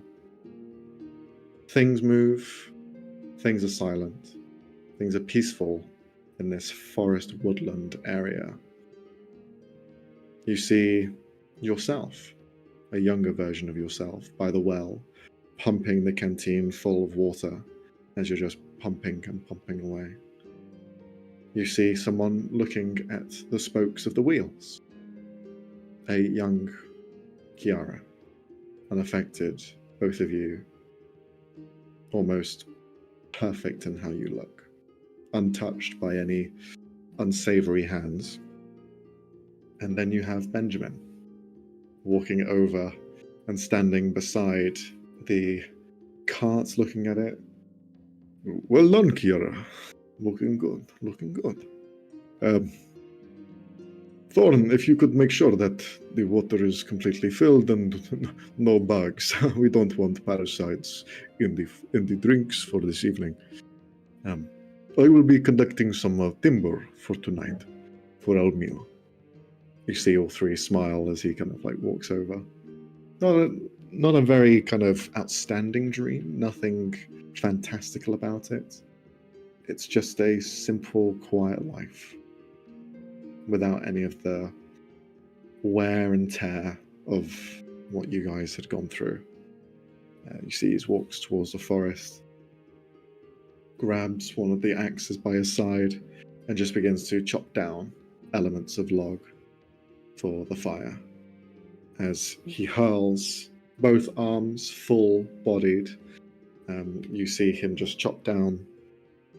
At some points as he's chopping, he kind of loosens elements of his arm, seems to kind of like stretch the fingers a little bit, feel that there's something not quite right, but just continues anyway. He doesn't notice you here though. Yeah, Thorn's gonna, from the sort of shadow of the trees, just give a small whistle to get his attention. He stands up and breathes in, sees you. His eyes take a moment to realize, but then he understands. He walks over. Now you notice as he's walking, rather than the kind of soft footfalls he'd have under leather boots, instead you're hearing the mechanical elements of his body that have been replaced. You're hearing the steam that pours out, but none of it is visual. That pain he still carries with him, even though it's not seen in this dream. And he stands beside you, and leans down on one knee, places his hand against you, and you feel it cold, even though he is flesh, but he is not. You feel the metal by his side. Is everything okay, Thorn? No. I hate to interrupt this dream. It's a beautiful dream. But I found out about Kiara. I know where she is. See, he looks over to the wagon where she's investigating on one of the spokes.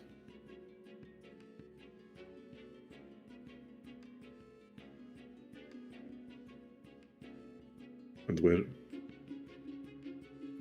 where is she? She's in this realm of dreams. She's trapped here. Siren, he did something awful to her.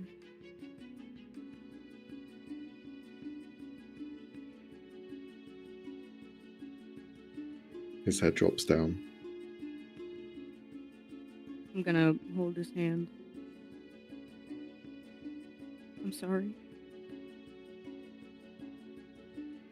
I needed to tell you.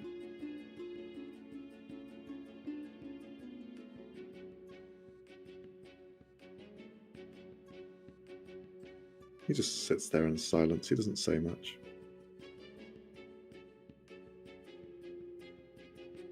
I'm coming back to Alexander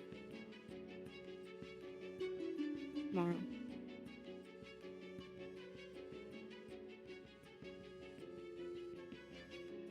Tell you everything that's been happening. And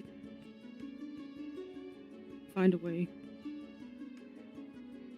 We'll find a way to get to her. We'll find a way to save her. As you're holding his hand, you feel it tense. He's a gentle giant, so he doesn't squeeze your hand, but you feel it tense. The mechanical elements wearing and almost feeling like tension is in his hand, as though he's ready to reach out and punch or grab or tear apart. But the restraint he has is immeasurable. And you just see he look up to you. And then we will find him. And then we will bring her back. Whatever he did can be undone. And if we do not know how, we will make him tell us. Yes. Yes, we will. No longer will we run, Thorn. Kiara was the best of us. We will not let that demon, this creature, this entity of pure evil, allow us to live such cruel lives. It is time he ended his reign of terror.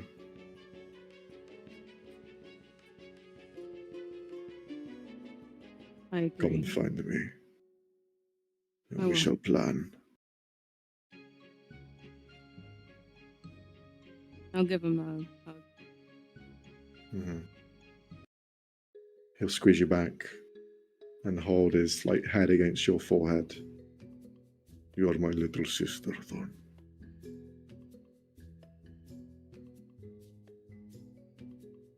And you're my big brother. That will never end. You and I, through this life or the next. Our bond is forever.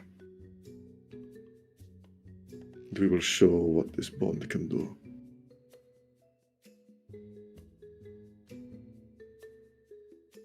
Yes, we will.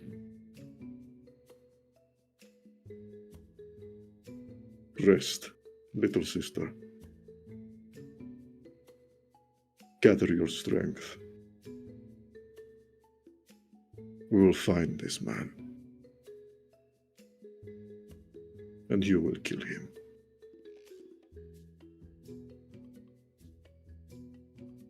I know.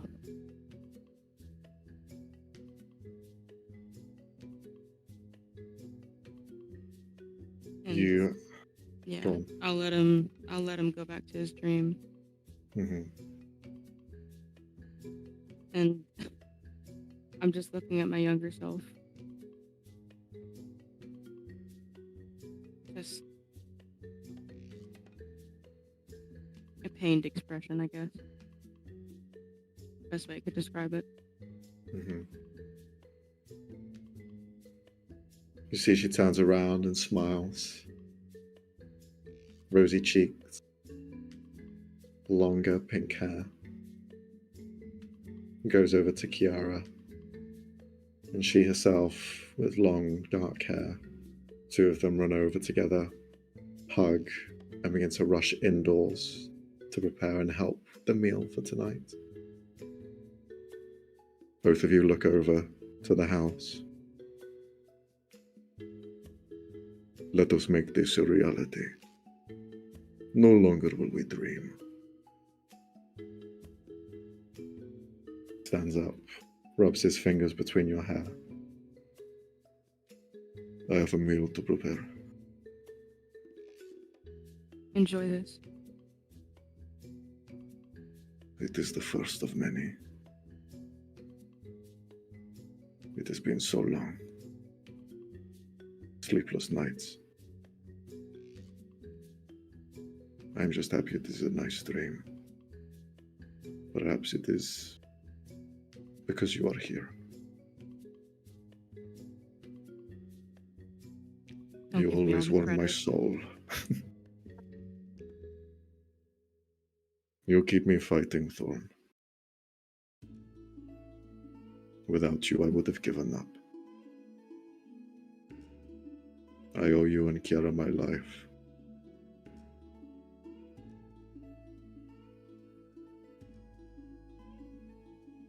I would have been lost without you. Now go. You're wasting time. I love you. He stops. You see a tear drop down into the grass. And I love you too. Stay safe. I will.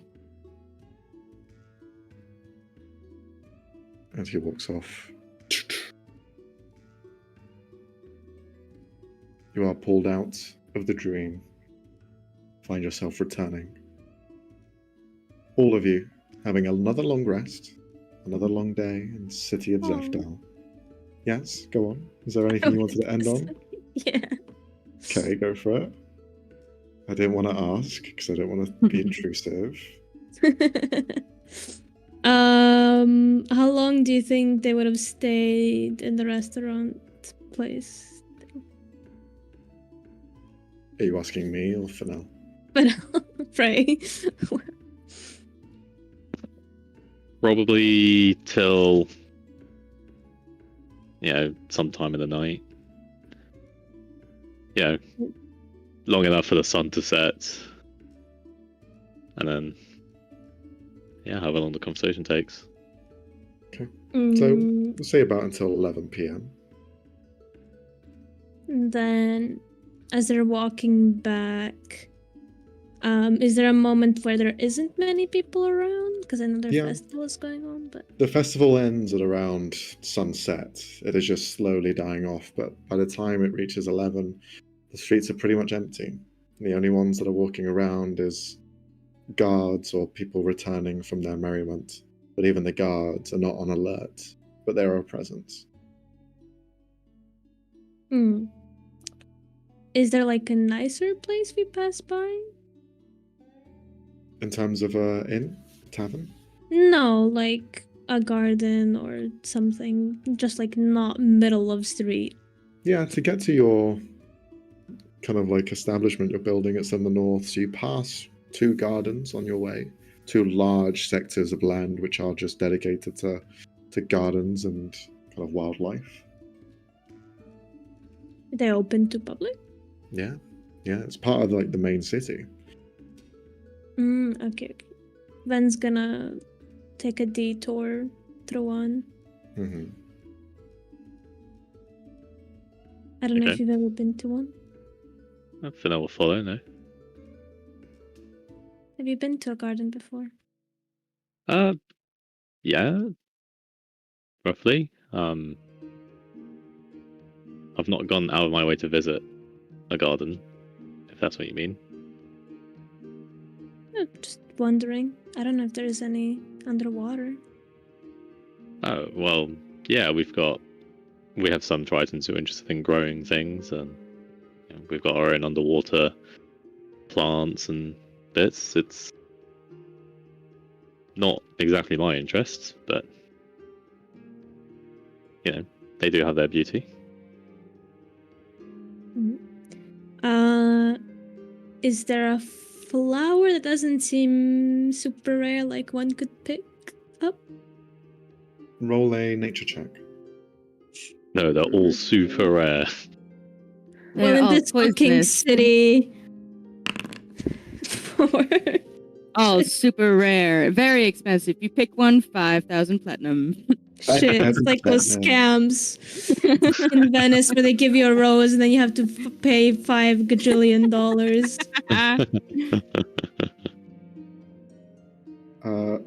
Apologies, I'm just putting in an order for a Chinese takeaway. Max is ready to be done. I thought he was looking up flowers. No, I should be. No, he was ready to be done, but y'all still wanted to do some cutesy shit. I'm trying to remember what's fucking good. I'll just say thing and they'll know what I'm talking about. Okay. Alright. Okay, let me search rare flowers now. Fuck. Rare flowers. Oh dear. I'm gonna get a variety. It's gonna be a lot, bro. Okay, interesting. You find one which stands out because of not its beauty, but more of the contrast against the mainly green, verdant kind of background it's in. You find a stem of a small flower. There are some others that are larger, but its petals are red, but they go to a almost like fluffy sort of color. They aren't like perfectly sheen, they're more kind of fuzzy and furry, but they're red and they have this almost thin black inner lining to them. There's a few of them that stack up, and then the central bulb is just stems of that same flower but on a microscopic level. It's almost as though this one flower will then grow those others, and then it will continue and continue. You can roll a history check if you want. Sure, just so I'm not picking up a fucking poisonous flower. 7. Max has to go back and he's like, shit, is it poisonous? I don't fucking know. The flower that you pick up, you're not sure of what it is, but in terms of what it represents, it's something quite fitting. It's almost as though it is a school itself. Like the flower itself is the building, and everything inside is growing within, learning, becoming, growing through the nutrition of the main flower, and then just spurting outwards and going on their own journeys eventually. It looks like as you look to your left, you see another flower fairly similar, and as the wind kind of drifts through, elements of those flowers just pluck off and fly away and land elsewhere for the seeds to then burrow and build and create more. An endless production of small red flowers. He's gonna pick up one, then walk back to Fennel. Gonna tuck it behind his ear. Oh, thank you. Still figuring out if red looks good on you. Yeah? No? I think it works. Cool. Even with the green Nice. hair. What is But, it? The algae hair. Fuck. I'm not entirely sure. I do remember some sort of symbolism behind it, though. You remember what that is? Things that last and grow. Oh, that's nice. Yeah, I thought it was fitting. Yeah, seems like it. Ven's gonna move a bit closer. Just make sure that there's nobody around once again. There's no one here.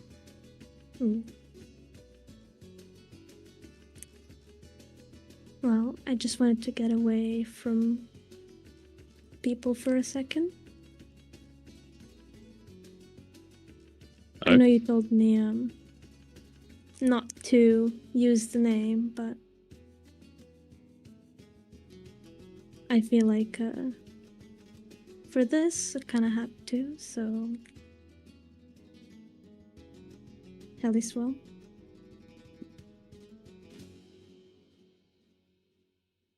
Yep. I do love you, you know? Oh.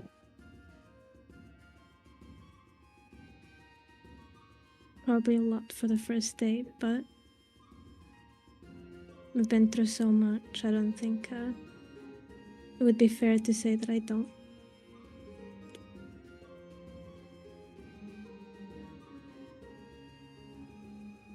It's quite a lot for first date. I hope you don't mind if I maybe take a little bit more time to get to saying those words, but I do truly care for you. Of course. In your own time. I appreciate it. We're still learning how to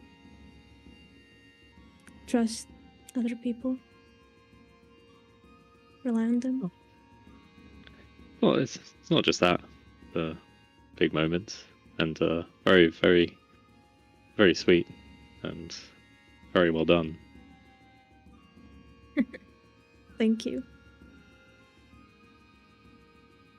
Haven't really done it before, so I was nervous. Well, A+ on execution.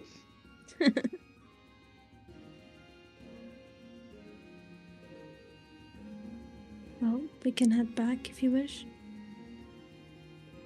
Sure, sounds good. Okay. You head back. If the two of you could roll d20s for me. Oh, for what? Damn, we should have just settled with the long rest. Y'all should have just kissed and then done.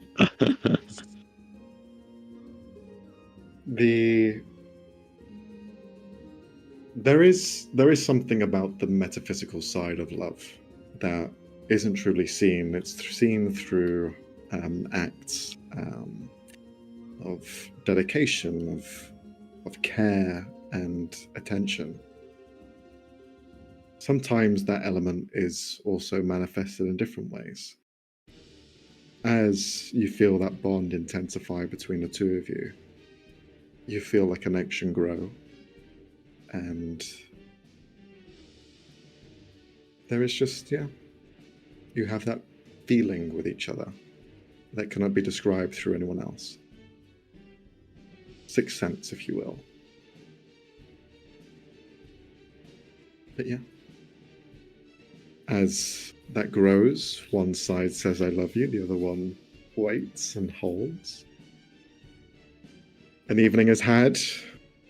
Cough, cough. Do you have sex? Hey, moving a bit too fast. You can't even say I love you yet, man. No, not yet. They didn't even kiss, so no. Damn. So Thor is so far ahead of you guys. Leagues ahead. Hey, unless Fennel initiates, Ben's not going to. Fair enough.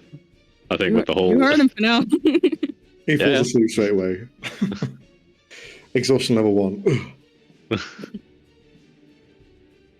But no, you guys have a nice evening. All of you begin to rest. Another long rest is had as you prepare for your journey moving forward. You have places to be, people to see. Next session will be revolved around you leaving the city of Zephtal and journeying to Alexia. But what you do have is a message from Ortavo Skies. He sends a message to the group of you as the wind just comes through the doorway and through the windows. Good morning, all of you. I have a guest here asking about you. They say they are from the Jadeite Umbra, Sylvia of the Connecting Shores. I believe you have a meeting with her? Oh, we forgot about that. Wait, what? They had mentioned Fennel directly. Yep, that's for me. Would you like me to send her your way? Yes, please. Okay. And with that, we'll end the session there. And then you guys kind of know what you're dealing with next at the beginning of the next one. But there we are. A lot of RP, as is the title of our group. RXP. Haha. Makes sense. Makes sense. Nice one, Max. Nice one. Thanks. Let's Smooth transitions. You have Swim Shady as Swim Shady. I cannot believe you. I cannot believe you. How we're gonna be dare interrogating Swim Shady and have to take it seriously. I can't wait. I just love that both Frey and I did not break. The two of you just didn't like no reaction, pretty much. And then Robbie and I are like, God damn it, we have to deal with this.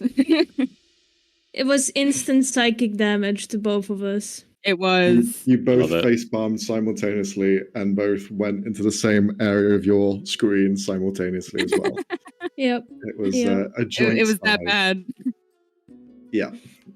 Perfect. Jeez, man. But yeah, there we are. So also, as a little heads up for you guys, depending on where you go next, you might be leveling up. So just bear that in mind. So if you want to multi-class do anything, next session or the next 2 sessions, you will be leveling up. So we're gonna be level 9. Yes. Oh fuck yeah! It's like I get the cool thing. I get the cool thing. Fuck yes! I'm so happy. You will get the cool thing. It doesn't happen just yet, but it will happen at some point. So just start preparing for that. But anyway, that is it from us. Thank you very much for watching. If you enjoyed, like, subscribe. You know the thing that every YouTuber says. Do it. Please. I don't look please. at our. Oh, we have to say please and thank you, of course. Please, thank you. But we're not desperate. We're cool. We're a little bit. It's just like a tad. We don't Good one, beg. Max. Good one. Yeah. I'm rambling now, so I'm hungry. My Chinese is on its way, so I'm happy. Okay. Have a good evening, guys. See you soon. Bye-bye. Bye-bye. Bye-bye. Bye. Bye. Bye.